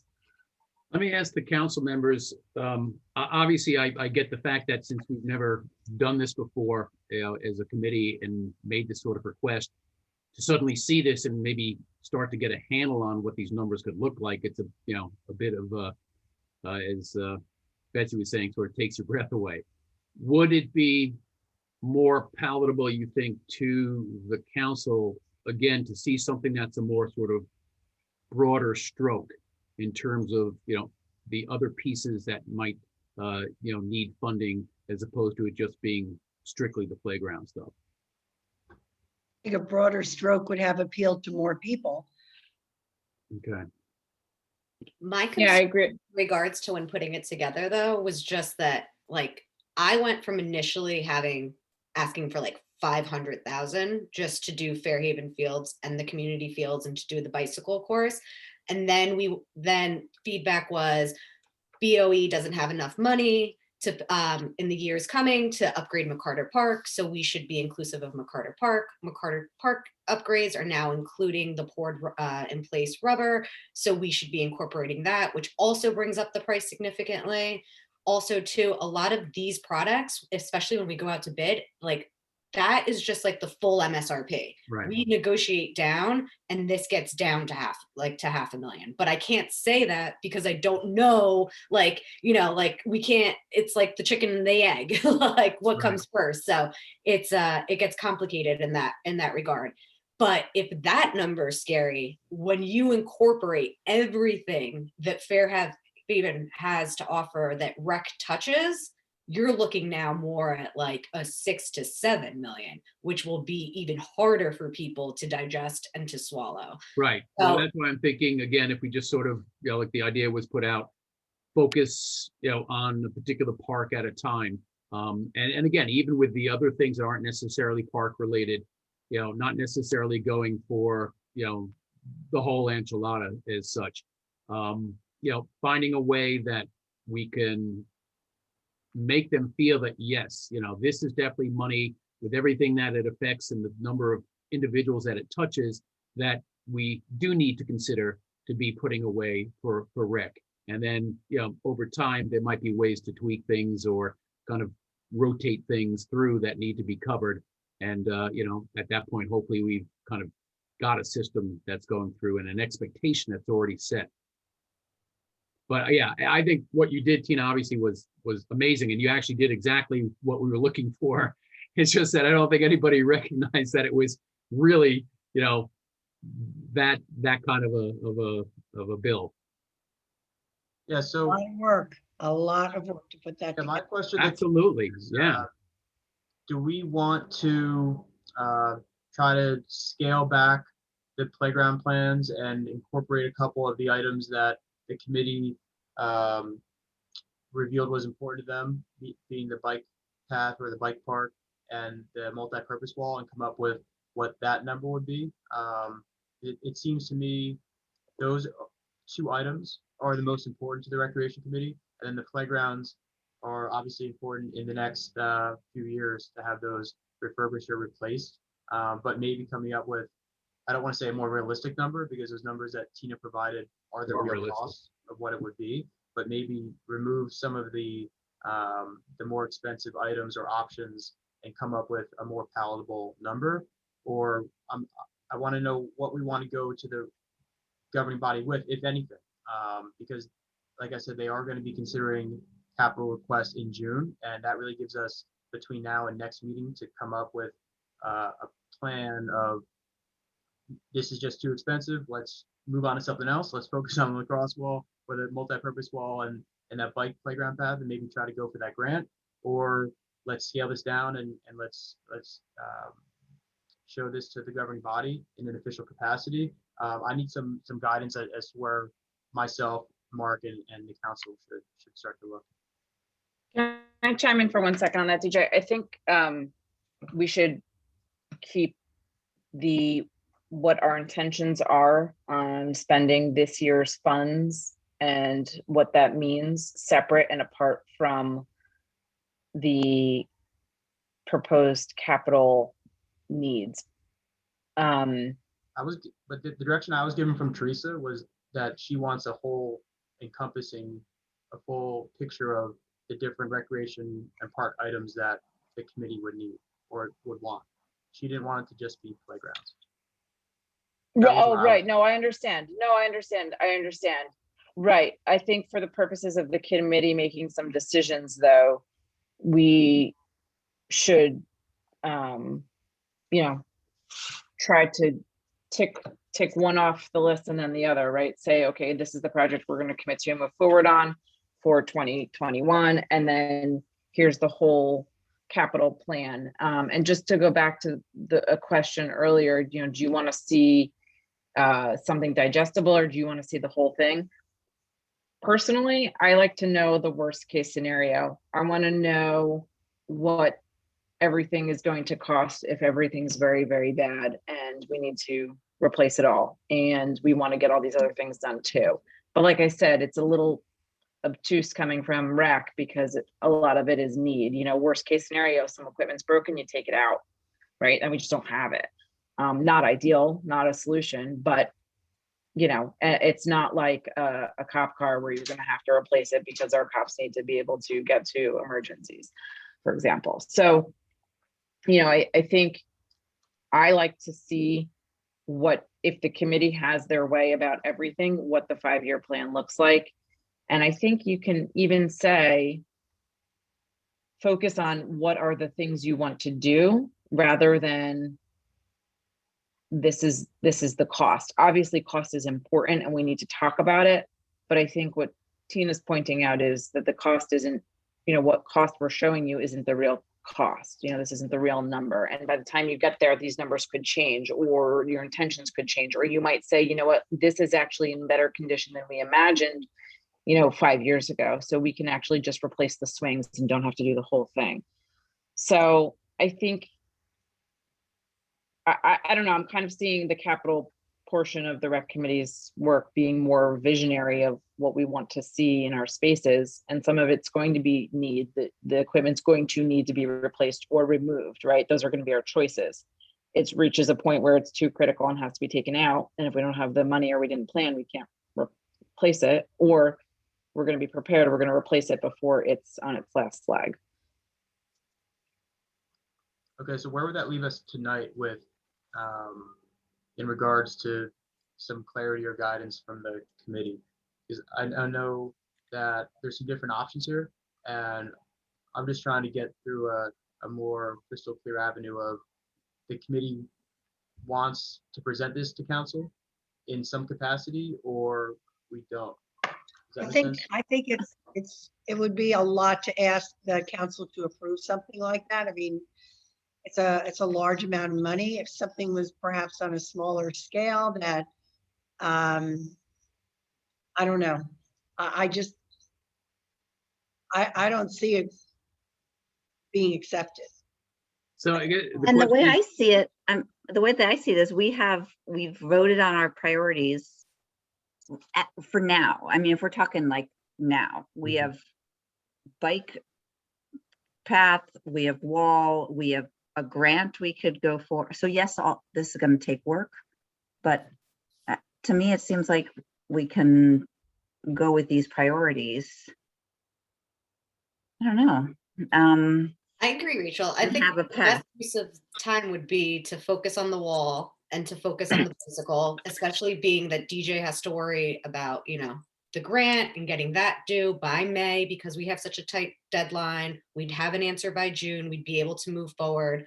I think that perhaps something like this, being that, we'd have a better chance of getting our other things approved if we were to have smaller requests of council. And then after we've gotten the ball rolling on everything else, perhaps this is something that we table so that perhaps in September, we present it to council to put it on their radar and then create a more definitive plan for the following June capital review. So to clarify, council doesn't always take into consideration these capital requests. What I'm getting from the borough administrator, Teresa, is in June, they will be entertaining ideas from different departments regarding capital requests. So I think if this is something that the committee wants to be considered by council in the capital request format, then that's the time frame to do it. That's what I was Can I say DJ. something? Think maybe we should move ahead with the projects that we've sort of identified and that we've prioritized, the way we always have. And we can certainly still present the proposal to council, probably fully realizing that, okay, it's not going to happen, but at least if nothing else, perhaps now we have them thinking about it. We've kind of opened their eyes to, what a long-term plan would look like and what it could potentially cost as far as, at least this aspect of it. So, I mean, we've got a very, very thorough, very detailed proposal, if you will, already put together. The question is, do we just run with that, or do we want to throw in a few other things, not necessarily the things we've prioritized already that we've discussed, the wall and the bike path and the seat, but throw in some other things to round out that a little bit, again, with the expectation that, look, this is kind of the first time we're doing it. And, here's kind of how the picture looks. And maybe then that's something that council needs to start thinking about, that, maybe this is kind of a bigger ticket item than they realize that it might be, but it is something that needs to be thought about. DJ, can you hear me? Yep. Who's that, Kev? Hey, everybody. I jumped on late. Hope you're all doing well. Hey. Yeah, just listening to, I mean, can we go in with a, you know, and ask for, you know, maybe the most crucial or, you know, important ask of Tina's proposal. So if we, you know, took our time between now and the next meeting to maybe, you know, do a deep dive into the parks of what is the greatest need. So we have the priorities that we're all agreeing on, the wall and the bike path, but now maybe take what might be the most crucial part of what Tina put together and at least got to ask for it, I feel like. Whether it's Fairhaven Fields or if we take a look at everything and you know, determine what the best need is, and that doesn't, you know, make people, you know, turn them away on the cost. Right. You know, maybe an approach like that. I just think we should definitely ask for something based on that report to see what we could get. I know. What are your thoughts, DJ? I mean, as far as the guidance you've gotten from Teresa, kind of what is their expectation? Do they really want sort of a full rounded package, or can we, you know, as Kevin's suggesting, sort of, you know?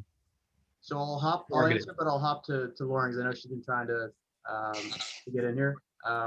The feedback I've gotten from the borough administrator again has been that she wants a full plan, and that's what I've been told, and that's just what I'm reiterating to the committee. If there's not other items that the committee feels they would like in that plan, then I can say that. But that's what my goal is to get that feedback from the committee. So with that, Lauren, I know you're raising your hand. Oh, I was going to say, I think it just makes sense.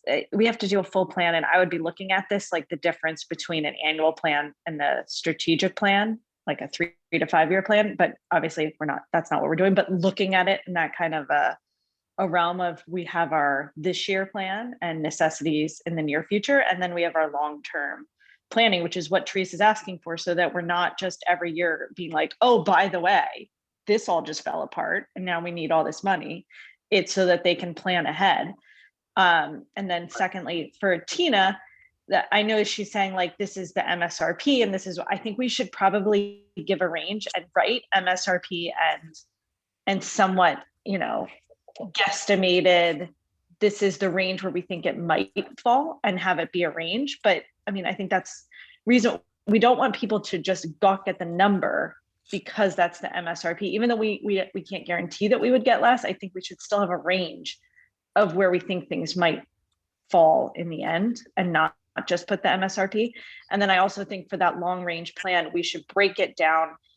And I don't mean in a priority list of like 1 through 10, but this is what we see as a drop dead, like there is no choice in the matter. These things are going to come up in the next couple of years. And then this is what we think the town would appreciate and would look for. So like, to me, those are two different things. Just in terms of like maintenance and upkeep, or this is going to go bad kind of a thing. So I just think we should break down. And I said, I think I accidentally erased the email. So I can't look at it to see what it looks like now, but I think DJ's going to send it to me when we're done with this so that I can look at it. I'm just speaking off the cusp here. Sorry. Yeah, no, that definitely provides clarity. And so to your point, the capital plan of sorts, like this is an overarching over years. This isn't something that would necessarily happen next year or the year after. It could, but it could also be, 5 years down the road. But to the point of a few of the committee members, this would give council the vision that something like this or something in this capacity is going to be needed at some point, and to get that on their radar. I think to Mark's point, even if they say thanks, but can't happen right now, at least they know, and even next year we can come back and say, okay, well, year 2, this is what we request, and that can happen at the same time that we're pursuing a multi-purpose wall, or the same time that we're pursuing Right. I think we should break. I know we keep talking about the multi-purpose wall and the bike path, and I hope that those both happen quickly. So to me, those aren't really part of what she's looking for in terms of an overall plan, but I think we should then break down the overall plan into a 2-year, 3 to 4 year, 5 year, kind of just this is when we think things are going to fall. or could fall, and then also break it down into like, this is a necessity, or this is a thing that we think will be looked for. Like, to me, I don't feel like even though I'm fully in support of both, like the multi-purpose wall and this bike path are not necessity items, but we will have even like some of the stuff that I know Tina was doing was just because stuff ages out that we already have. So, you know, there's that kind of stuff. Yeah, I agree. I don't see these 3 priority items we have being rolled into this. DJ, I think you should take a look at what you need for the rec camp, and we should ask for whatever you need for that, because that is like our biggest camp that you run. And so we should include items for that. But however, I don't know what you've envisioned in improving it, or what's breaking over there, or, you know. What do you need in terms of? What do you need? Yeah. I would be in support of including that kind of thing. Okay. For sure. Agree. Yeah, because I think that's a bigger piece of the rec puzzle as well. Yeah, and that goes back to intertwining a little bit with the facilities and what's going on with the community center. But I think that's all important information. So I think the best thing for me to do at this point, and for the committee to do, is to digest all these notes that we have from tonight's meeting and rehash it and see where we want to go and what we want to move forward to. Does that make sense? I know there were a lot of different ideas. I don't think that this committee wants to go to council at their next meeting with this capital plan, but I think it sounds like the committee does want to present a plan for playground planning for the future. Is that accurate? Yeah, and I think to Lauren's point, if we all could maybe just take a look again through Tina's plan and get a sense for, and maybe have some suggestions as to sort of how to prioritize things. You know, I mean, I'm sure Tina could do it as well, being so intimately familiar with it, but I hate that we're kind of putting this all on her. She's already done yeoman's work. I don't mind. You guys can give me feedback. I can edit it however you like. I'm totally open to suggestion. Like, this is something that I'm doing from all rec, so I appreciate everyone's feedback. Hey, just a disclaimer, we're coming up on the 2-hour mark, and that's how long the meeting was scheduled for. So I don't know. I think we'll be able to continue, and we'll just ask me to continue. But Can in we case get kicked off from Zoom? What's that? Zoom will kick us off. No, we should be okay, but that's a time format that the meeting was on, just to let you know. In case something How much happens. more do we have to do? Well, so we're crossing the playground planning aspect off the list. So what we need to do is we need to rehash, do we want to go for that grant? And if we do, is the bike park what we want to attempt to obtain that grant for? And Vote essentially, for going for it. what's that? I vote, I mean, I think we've all, you know, we've expressed that it's could be a really good thing to go for. Yeah, yeah. We've prioritized the project, and we've already determined why Fairhaven is a unique applicant. Mhm. Okay. And But at the what same would it time- take to get that grant going? And at the same time, we're going to continue to explore conversations with Long Live Wax and see how or if we can get that wall at some point put up, and what the committee can do to help, and what the borough may be able to assist with or not, and continue to assist them with fundraising ideas and things like that. Yeah, and kind of how we want it's, to it's Let me making just clear ask- what kind of resources we might have just from our personal contacts and borough contacts and such that can help us drive down costs. Let me just ask a question. So then if we dual track the 2 projects in 2020, then I guess by June, it'll become clear. Well, let's say if we dual track the projects and we receive grant money, DJ, do you know when the grant must be put, when the funds must be spent? No, it's usually you get a year timeline in that range from the projects that I've dealt with. Every project's a little bit different, so I can look further into that. And I know, you can get a grant, and if funding doesn't work out, it doesn't work out. You're not held to that. Right, you're not committed to it, right? But obviously you don't want to turn money away. Right. So I it guess won't my be- by June 11th, we would know if we got that. And Right. if we do get it, great. Let's look at funding options, or as a part of that grant process, Teresa might have the governing body consider that before we even apply to it. So that's something a discussion that we could have with her. Right. Are there options for funding if we were to get this? If not, then, probably doesn't make sense to pursue it. So I think that's the way that we were thinking about it. PJ, you have to make sure that we have the money to match the grant should we get it. That's a Right, lot of work exactly. to go through to apply for a grant if you get it, and then find out from the finance committee or whoever would allocate the funds, because they can only come from either capital improvements or to bond it. That we have the money before you. Right. Before you. Yeah, that's a great point. That's the next step, is once the committee says, yep, start looking into it, then I can have those discussions with Teresa, and she would reach out to the governing body and finance committee, and I would get those answers. It wouldn't be my answer, it would be given to me by the powers that be that have that more critical information. This is just like point A to get to point Z. This is just getting Right. the restoration committee to say, yep, let's look into it. If it happens, great. If not, we tried, and then we'll have more clarity.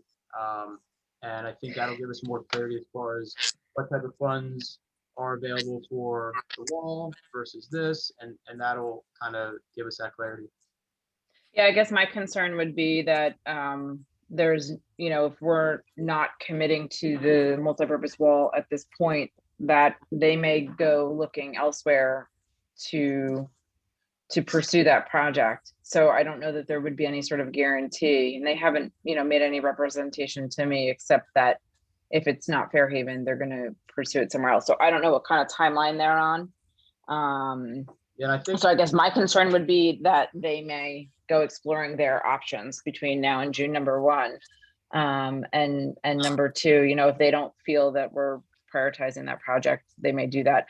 I also, guess I'm getting concerned that I don't take any sort of exception to the fact that I've been speaking with these guys. I like both projects a lot, and selfishly the bike park would be great for my own kids, but and everybody's kids in town. But I think I guess I get concerned that we're getting distracted by a new grant that just came out 2 days ago from the number one project that we all voted on, and for which we have plans that are fully baked that probably need to be a little bit tweaked, but essentially I'll use somebody else's phrase, shovel ready, and $50,000 in hand, and with a little bit of work exploring how to adjust the funding, or to ask council for capital funds for it, or having Long Live Lax raise more money. It seems like that would be a really easy project to pursue in the very near term. So I just wanted to kind of lay that out there, that analysis out there for consideration, because I don't want us to look back and say, shoot, woulda, shoulda, coulda. Yeah, that makes sense. And I think that we need a lot of money to complete that wall. Right, I think it's But we evolving. don't necessarily, Councilwoman, because if they have the 50 and we have $20,000 to spend, and we're able to edit the plans, for example, the turf is $27,000. If we're able to take that portion off, then there's a small gap, and maybe there's some funds from the community partners that I discussed earlier, and maybe there's some money from the council's general capital or whatever it is. But like I said before, I almost see this as a $50,000 grant with almost zero strings attached. The engineering work was done by their own engineers. We maybe can partner with Shade Tree for them to support the trees. That takes a cost off of this. So, I hear what you're saying, that it feels like there's this big gap, but I'm not sure that there really is once we're looking at it. So one thought, and Jackie, I'll transfer over to you in a sec, but I did just want to say, during that whole time period where all these things can be figured out for the lacrosse wall, that would be the time that we're figuring out if we get this grant. So that's kind of the thought of, yeah, it'd be great if we knew all those numbers and we knew that it was only $15,000 or $20,000 that were away. But the fact is that I don't think we know that, and we definitely don't know about the grant. But right, there's no harm in applying for it, right? But I think if we committed to it and said, yeah, we want to do this project, and then the rec committee said, okay, you know what, we don't have to do turf. Let's do the same material as the stone dust trail. It's easy to maintain. When they do that, they'll do the surface area of the wall. For example, I'm just saying, for example. So, but I don't think we can move forward and look at that construction budget and those plans that were drawn up as a committee to make those decisions unless we're committed. Unless we want to dual track that. And I think we should be intentional about it. You know, if we want to dual track it, then we really should and say, okay, yes, between now and the next meeting, we're going to circulate all the plans. Let's look at them. Let's talk about ways we can, you know, reduce the budgetary items, or maybe reduce, you know, the build out on certain areas of it, whatever it might be. I'm just concerned that they're gonna, Like, that is they're gonna up go. to the committee to do, or is it up to the group that's trying to implement this item, or is it both? No, And I know Jackie was they, trying to- yeah, they informed me that it was the rec committee that directed them on all these items. So I think it's up to the rec committee to say, you know what, we actually changed our, you know, that rec committee in 2018 did, you know, suggested this. And maybe we can look at this a little differently now, and we don't have to use that material. So I don't think it's up to them. They took the direction from the committee. Yeah, just to answer or to clarify that was the rec committee, but also with the input of our borough engineer who has done many landscape architect projects and things like that. That's where we get a lot of our info from. He's a professional who's been doing this for 15 or 20 years. So, you know, we would get his feedback and then have a discussion Sure. off of what the best practice was suggested to us as. But Jackie, you want to go? Yeah, I think we have Jackie and also Rachel. Couple things to say. With the wall, so they came to us, we approved it, it went to council, they said, great, you can do it as long as you raise the money. It was then, they went dead silent for how long, DJ? We kept reaching out. The reason that that's not done was due to them taking a very long time. And then, yes, we, as the committee, did not come up with any of the regulations. That was done by town professionals. Like, we just said, we support the idea. That was our complete role. And secondly, are you asking us to, after we've already investigated, looked into, and voted on moving forward with a turf project, you want us to now cancel that to put it towards this project to take that $20,000? No, that was already funded with a prior bond, the turf project at McCarter Park. Maybe the turf is not important and there was $20,000 there that we could pull towards this project. No, I'm sorry. I'm talking about the multi-purpose wall. They have a construction budget, which includes a synthetic turf as the base. And that item, I guess, was, DJ, maybe you can speak to it, was from the borough engineer. And so those plans, what I'm suggesting is that those plans, if it came from the municipality, we have the ability to tweak those plans and say, you know what, let's change this. And maybe there's a less costly surface for the flooring of the wall space. Rich Gardella about. That's sure, right. But my point is, there's no reason for us to put in the time, energy, and the work if it's not a project that the committee's committed to. I think that for the past hour that we're committed to that and the bike path. Mm-hmm. Right, but we can only put our $20,000 in one place.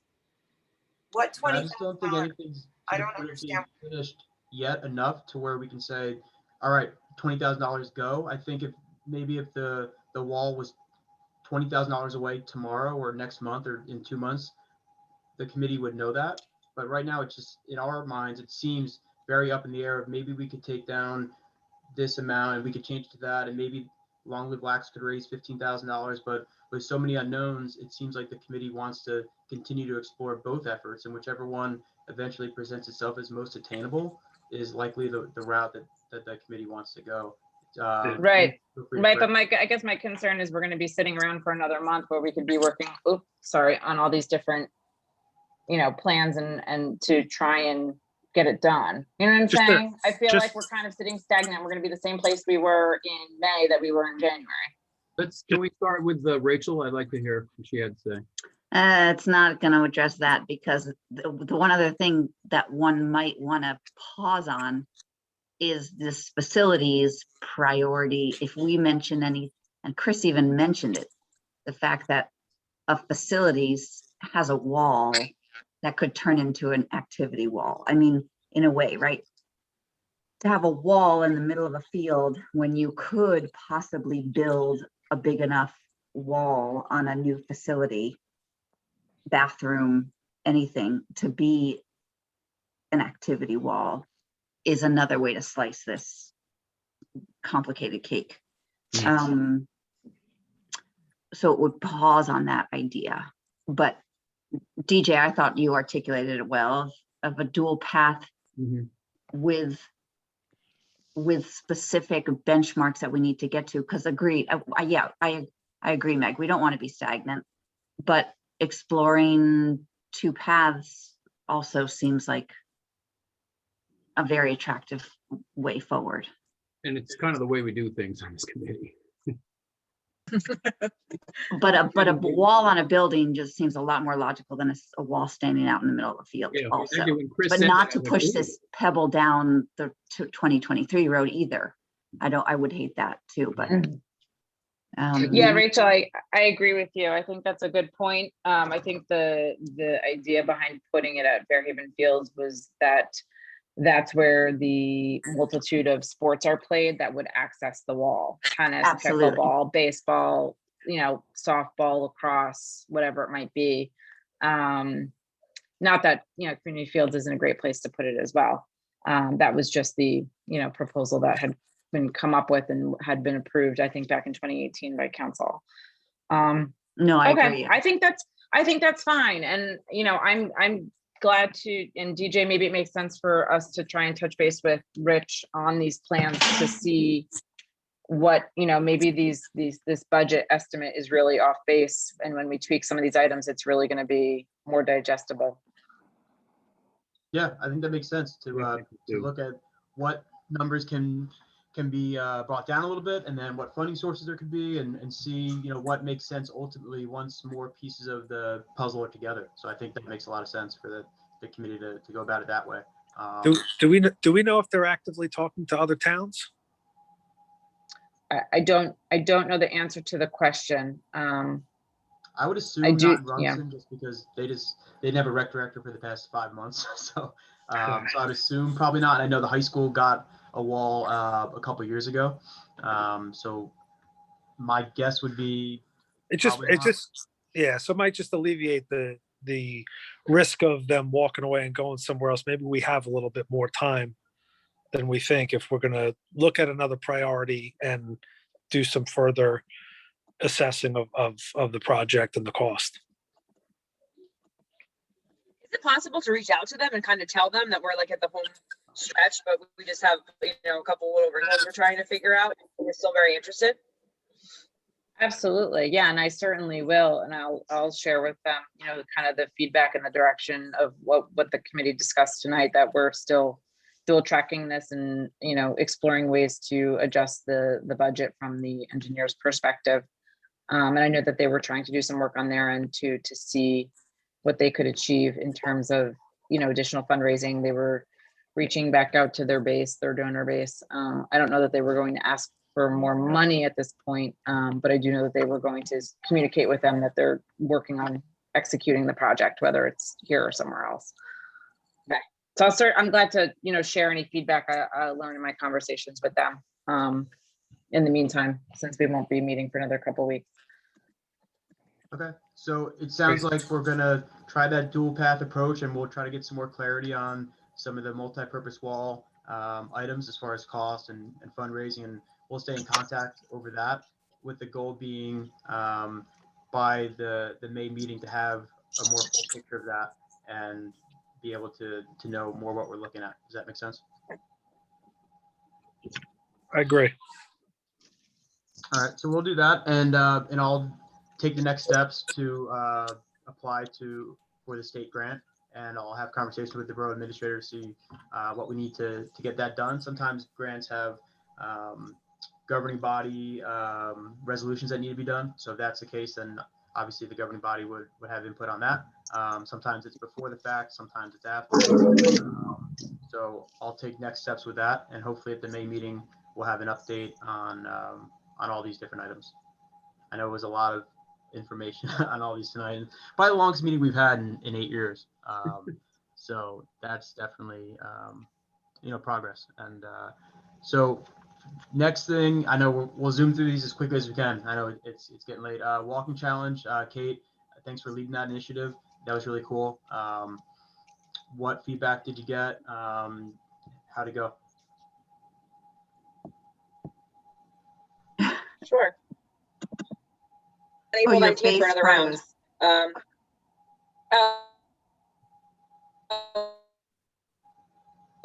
Yes, sorry. We're back on April 19th for another round. We had some injuries in the group. Christy's son, she hurt her foot, and even though she walked almost 800,000 steps. Rachel also injured herself. And then our number 2, Susie Gilbert, I was actually sitting in Nicholas Barlin Roost, and she comes walking in from Fairhaven. So, I mean, people are really getting motivated from it. And I think we should keep it going. Chris came in the top 5 so he could sleep at night. And yeah, it was good. I think also that the weather's getting better. We could get a little more camaraderie going and people can actually get out to the fields together. I tried to get that going a couple times, but it's really hard to get out when it's like 32 degrees, you know? Yeah, it's tough. All right, so we'll look to help with getting the word on that, the PR spread for the April 18th, and that'll be the same thing about a month long. Yeah. All right, sounds good. And I know that a few $100s were donated to, I always forget how to say that foundation. What is it? Providence State Comida. Yeah, we donated, all I know is 800 because people matched. Yeah, so that was pretty good. And then Awesome. the winners took home like $400. Yeah. Very cool. Sounds good. Yeah, thanks for all the hard work on that. Pretty cool to roll out a new initiative. So thanks for doing that. And we look forward to, I'll be emailing you and getting some information so we can put some flyers and some e-blasts and stuff out there. Sounds good. Thanks for taking on all that. So the last 2 items, COVID related, event related. So the fishing derby typically takes place the first Saturday in May, which is less than a month from now. So the question to the committee is, last year we did a virtual type of version for it, which actually got some different types of people involved. Kids who are normally doing sports on those Saturday mornings were able to do it at their leisure. So last year, the way we did it was you had a 2-week window to go fishing as many times as you wanted, at as many parks and rivers in Fairhaven that you wanted to. And then you would send in your results either at the end or some people did them weekly. So that's what we ended up doing. Typically, the derby's held at McCarter Pond and get around 100 or so people there. I know Jackie's been a judge there before, so thanks for helping out with that. Problem is, obviously, it's a small location and it's really tight. So I wanted to see if the committee wanted to just do it like we did last year, or try to do a hybrid where maybe we do it like we typically do and have 2 different sessions and you have to sign up based on how much space we can safely allow. Which, like, when you think about it, it's not that big. What are the guidelines on outdoor gatherings now? So the size is 200. The concern is more of Basin. the closeness there. And obviously you don't want people close anyway with casting and things like that. So those are the items to really consider. Virtual, in-person, maybe 2 different sessions, and they have to sign up ahead of time. Those are the different options. I'm for in-person, 2 different sessions, sign up, because I would just like to see things start to progress back to normal a little bit. And I feel safe making that statement. Would you want to include a virtual component as well? Because if that pulled in some people we didn't have last time, and that could allow others to participate as well. I mean, there's no reason I why think a hybrid's a good idea. I Yeah. like the hybrid idea. I do too. Okay. And what about masks? Is that something that we want to require if you're going to be in the fishing derby, since we are obviously in close proximity? I know things change all the time and things like that, but is that something that the committee would want to mandate as far as that goes. Yeah. Yes. I A don't lot of think towns there's it no- usually comes. the kids they're also used to wearing them anyway. It's not that big a deal. Yeah. I agree. There's no reason not to ask. Mhm. It's not like it's a high exertion activity. All right, so that sounds good. I'll get the ball rolling on all that stuff. And then Memorial Day parade. So didn't have it last year. Parade I think is easy. It's the ceremony at the park, which again, small venue, decent amount of people. How do we want to tackle that? Typically we probably get around 150, 200, 250, but technically since it's Memorial Day, it can be seen as a memorial service, which is uncapped. And that's the way that some towns are looking at it. But again, close proximity, people close together, standing shoulder to shoulder in the park. Is it something where we have it, but it's maybe a shorter ceremony? Maybe we have it and you have to wear masks in the park when you're close to people. Any thoughts on any of those? And I might have further direction from the OEM as far as what they want, but I wanted to get the Recs committee's input first. I think my biggest concern would be, yeah, you're the parade, you can get people to space out. When you get to the park for the ceremony, you're in tighter quarters there. And I think you often tend to get an older population at this. And despite the fact that they've had the ability or may even be vaccinated at this point, you're still potentially putting them at risk. So I don't know if we want to think about limiting it in some way to sort of the honored attendees and immediate family, that kind of a thing. I think last year you said you tried to stream it or did stream it or. Yeah, so last year we did a pre-taped. We could try Yes. to do something on the Facebook live stream, especially if we had maybe someone from the high school who's more well-versed in that stuff. They could maybe get some volunteers, or if we know anyone in town. I know Kate Pastori likes to take video and has helped out with things in the past. But maybe we could have someone there who that's their volunteer role is to be live streaming on the borough's Facebook, and we could set up credentials and things like What that. about is Cameron Spector still in town? Because he was very much into. He was going to. Was he going to like film school in Germany or something? Last I heard. He was, but I think I'm pretty sure he's back. I'm pretty sure I'd seen something from Jeff that he was back. I don't know if it was a temporary thing, or not. He was back. I think he flew back recently. Okay. Let's But see. you'd think that there's got to be another person. That's a good. Oh, that yeah. was a good suggestion. Yeah. Yeah, he just went back last week. Do we have an AV squad at We RFA? went to a larger venue. Yeah. Can we? So we can't move it to the firehouse Like just parking lot. in light Because of, we're- of COVID, so things do start to get back to normal just a bit. Just to say, this year we're changing it to where we can spread out a little bit more, but we're still going to get together in person.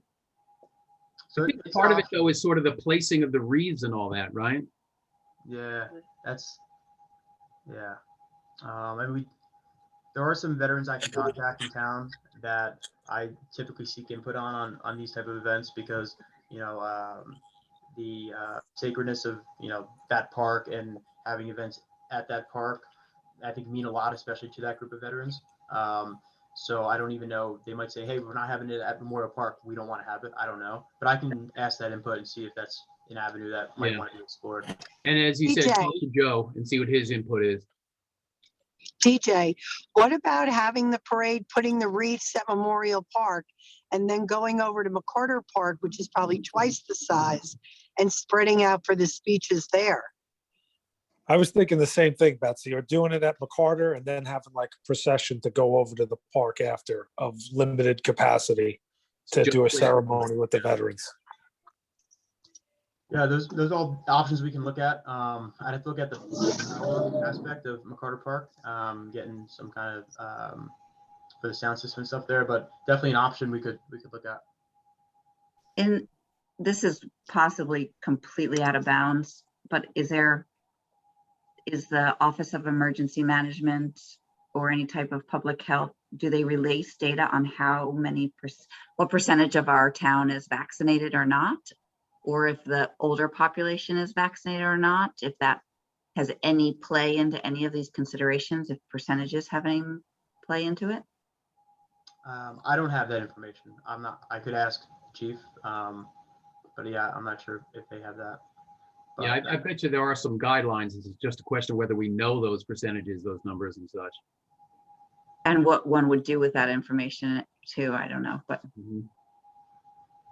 Okay, so it sounds like we want to at least definitely have the parade and then look to the most suitable location for or format for the actual ceremony. But we do definitely want to honor, those who have given the ultimate sacrifice, as well as the current veterans who would like to, pay homage and tribute as well. But finding those finer tuned details, I'll look into over the next couple of weeks by speaking with the OEM and veterans in town and some different people involved with those processes. Does that make sense?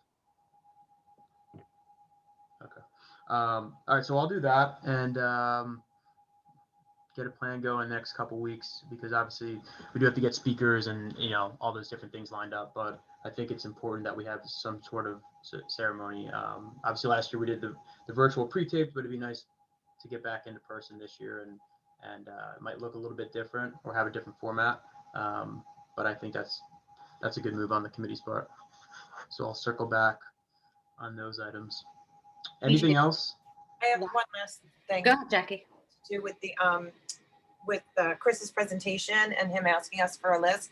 How about we all brainstorm our wish list, and can we send it to you, DJ, or does everybody want to send it to me, and I'll consolidate it and then send it to you, DJ, for the next meeting? So then we all have how do you want to handle it?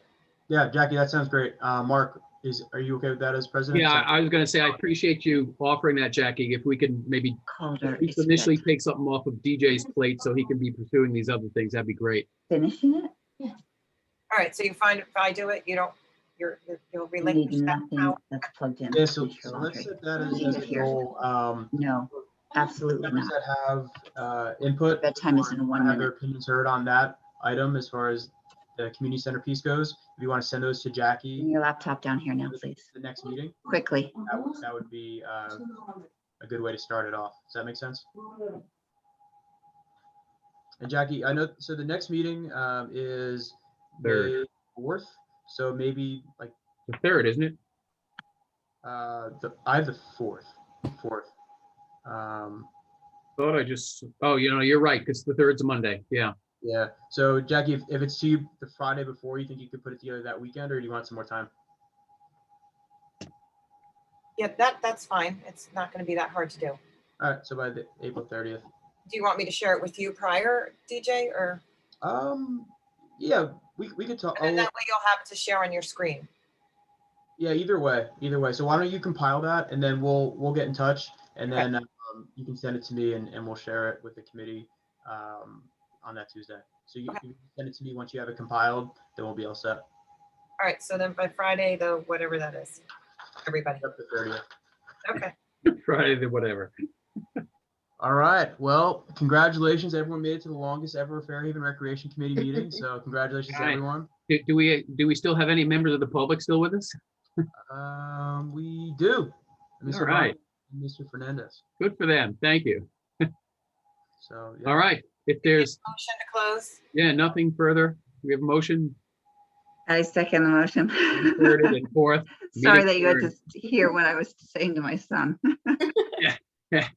You were good parenting. Good night, everybody. All righty, guys. Take All right, care. thanks Thank for you. taking the time. Night. Appreciate it. Thank you.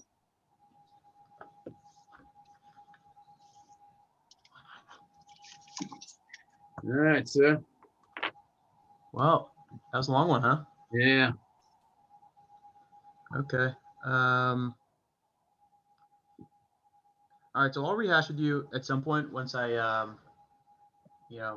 get a hold of these notes. I think my hands are breaking from Yeah. down. But it's like I said, it wasn't like the most items we've ever had in an agenda, but they all required a significant amount of discussion, and they were all intertwined. And Yeah. people have different opinions on what's more important, and That and Meg just couldn't seem to understand that we can pursue two things sort of simultaneously, because you need more info before you're totally committed to one or the other, and we don't have it for either. Yeah, that's a tough part. Is it'd be nice to just tell the lecturer, yep, we've got the 20, go raise the rest of it. Yeah. But yeah, I do think, it'd be nice and if we could get the grant and give them 20, and then Yeah. the borough was like, oh Win for wow. everyone. But I mean, as much as I appreciate, the significance and the want to do it at Fairhaven, you know what? If we can't swing it, it sounds like they're willing to make it happen somewhere. So it's still going to happen. Although I Right. wonder if they go somewhere else, what they're going to find out the cost is. They may find out, you know what? It's not going to happen for 50. Right. No, I hear you. Yeah, so we'll see. It'd be funny if it ended up going to Norwood anyway, just right in the backyard of Fairhaven, and we don't have to do anything. But yeah, it'll be interesting. A lot of big ticket items for sure, which we typically specialize in the smaller items. Yeah. It was great that I kept meaning to say it, but excuse me, Jackie did get to it. The idea that I'm sure that there are other things that could go into kind of a request or proposal, for funds to the council that, aren't just the park thing. And the thing that did come to my mind was there's got to be stuff as far as like the different rec programs and different equipment or things that we do need for that to happen. I know obviously a lot of it depends on facilities too, but that's, I think, one of the other bigger pieces certainly of rec. So that would be something we'd want if we were doing, the more general, broader stroke. But yeah. So just to rehash with you, because I'm going through these notes, as far as the playground planning piece, the committee wants to present that to council, correct? yeah, the whole enchilada, but perhaps sort of prioritize things with the idea that, hey, if you think it's too big a nut to fund, but you're willing to fund something, kind of here's our first, the first thing needs to get done, the second thing, etc. But again, it's gonna put it in front of them that, this is stuff that's out there that they've never had to think about before, because we've just never really thought more long range as far as, that kind of equipment and the things we need to do as for the parks and for rec. Yeah, So and if we can remind start me, thinking about it, I think it's I'm important. sorry. What did you say? I'm sorry. I was just saying, I think it's important that we get them starting to think about it, that this is a component that maybe has been just neglected in the past that really does need to be a piece of an overall budget. Right. And, I think it's almost one of those things where we put it together, we send it off. We might not hear back for 6 months, but they have it. And then Right. next year, when we talk about park needs again, we can reference that. So I think Yep. I think to me and you, I think makes the most sense, because maybe looking at the playgrounds, I don't think maybe next year they need to be replaced, but we're putting it on the plate of, we did say these will need to be replaced at some point, and can you at least consider? Yeah. You got to get it on the radar. Is Tina going to be editing that? And Yeah, making she that said priority? if we could, give her our thoughts, after looking through it, and Tina would be happy to edit it. All right, so I'm going to put down in my notes to remind the committee to send prioritization thoughts to Tina. Right. And then Tina will edit that and send it back to the committee for the May meeting. Yeah. So we've got some homework. We've got that, and we've got the ideas for Jackie. Okay. Yeah, that was nice of Jackie to step up. And offer I that. appreciate that. What was I thinking? I mean, Chris was talking about doing some stuff at Fairhaven Fields. I mean, if we're talking about any facilities, I don't really see that we have the room for it there. Yeah, I like the idea that I heard of that. We got a big ass parking lot, but do we really have a footprint where we could, put something, unless we're kind of redoing, or adding on to like the concession stand or something like that. Right. Yeah. Yeah. Some of it just seemed, and I know I tried to say it. It just seemed very obtuse. Almost like I know that there's already plans in place at some point. Mm-hmm. And I was almost trying to ask for some more direction, because I don't know, if you're asking us what we want for an indoor facility, I think we'd want the moon and the stars. I think it'd be nice to have an indoor training facility for athletes that's multi-purpose, and it'd be nice to have area that could also be used for a basketball gym, because now we're using the schools, and those could potentially be cost centers, or rather revenue centers. We could make some money by allowing, different leagues and such to use, during the wintertime indoor basketball. I mean, certainly the school does. Yeah, for sure. And that's, I put together some numbers just kind of like informally of what something like that might look like. And it certainly does change the scope of the rec department and the parks department and all that stuff. But if that's what the town wants to go with, then, it can definitely be doable. Mhm.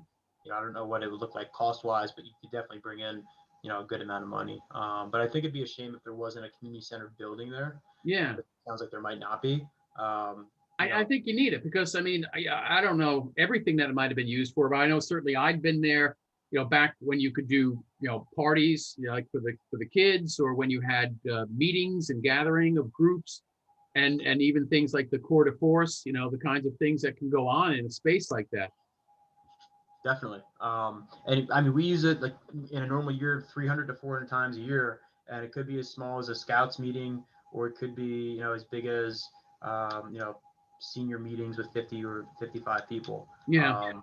And like some of those things can take place in the school or at Bicentennial Hall, but the parking at Bicentennial Hall is not great either. There's No, dedicated parking. exactly.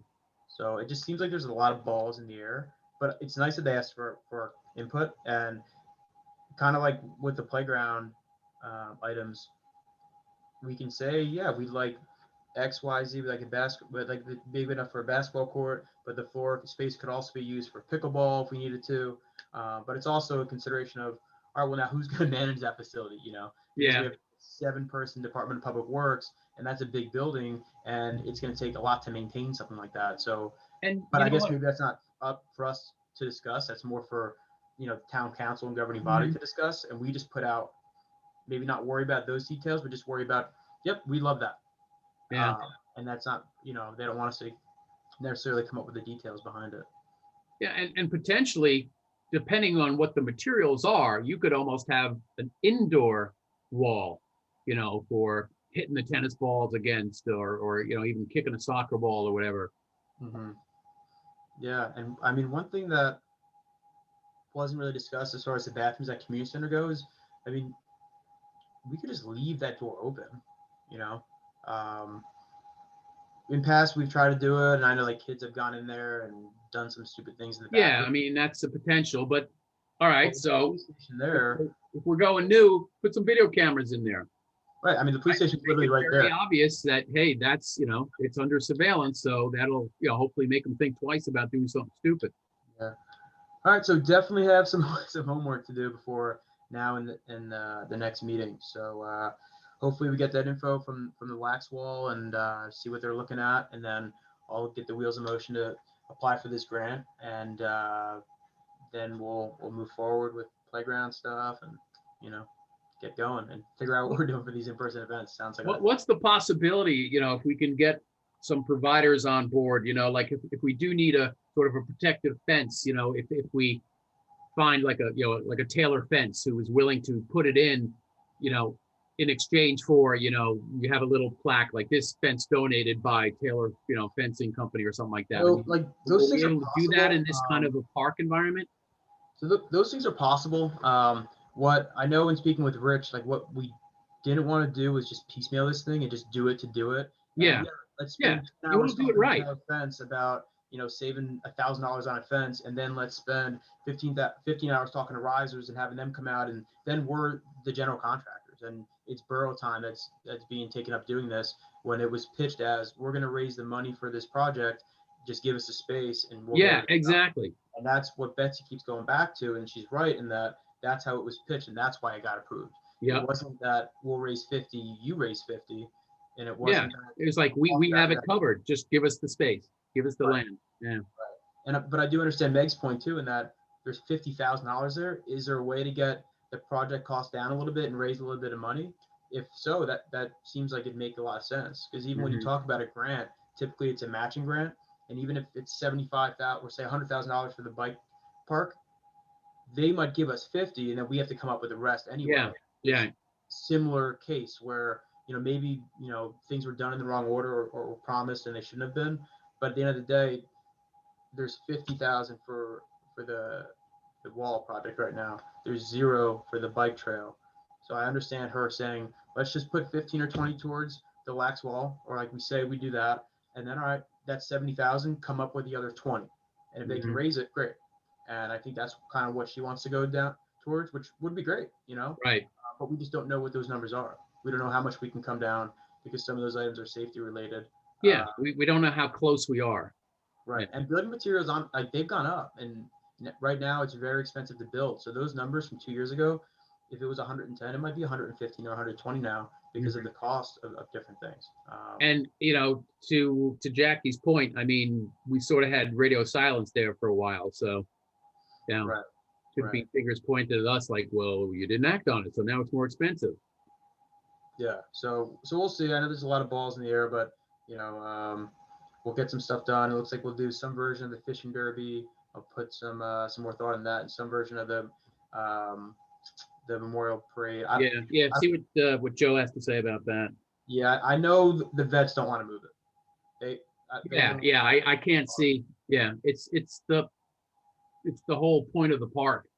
Yeah, I think if it were up to the vets I know, like Joe Prado and those guys that are involved in it, in the Wall of Honor, it would seem to me they would want the ceremony to take place and maybe have it be like vets and vets families only. Yeah. And then live stream it. Yeah. I feel like that would probably be like the best option because you could even get 50 veterans there, which you probably had that before. Most people there are veterans and their families. And then you live stream it on Facebook and you do the best you can. And maybe you shorten the ceremony. But that sounds like a decent option. Yeah, I agree. So, all right, I won't keep you any longer. We've been talking, I feel like, for 9 hours. Here we go. Here, so. Let's see what there is to warm up and eat. I hear you. I got to get out of his office. All right. I think it might be Johnny's for me tonight. It's right across the street. Hopefully they're open. Yeah. All right. All right. I I'll talk to appreciate you later. y'all for reaching out. All right. Take care. You too.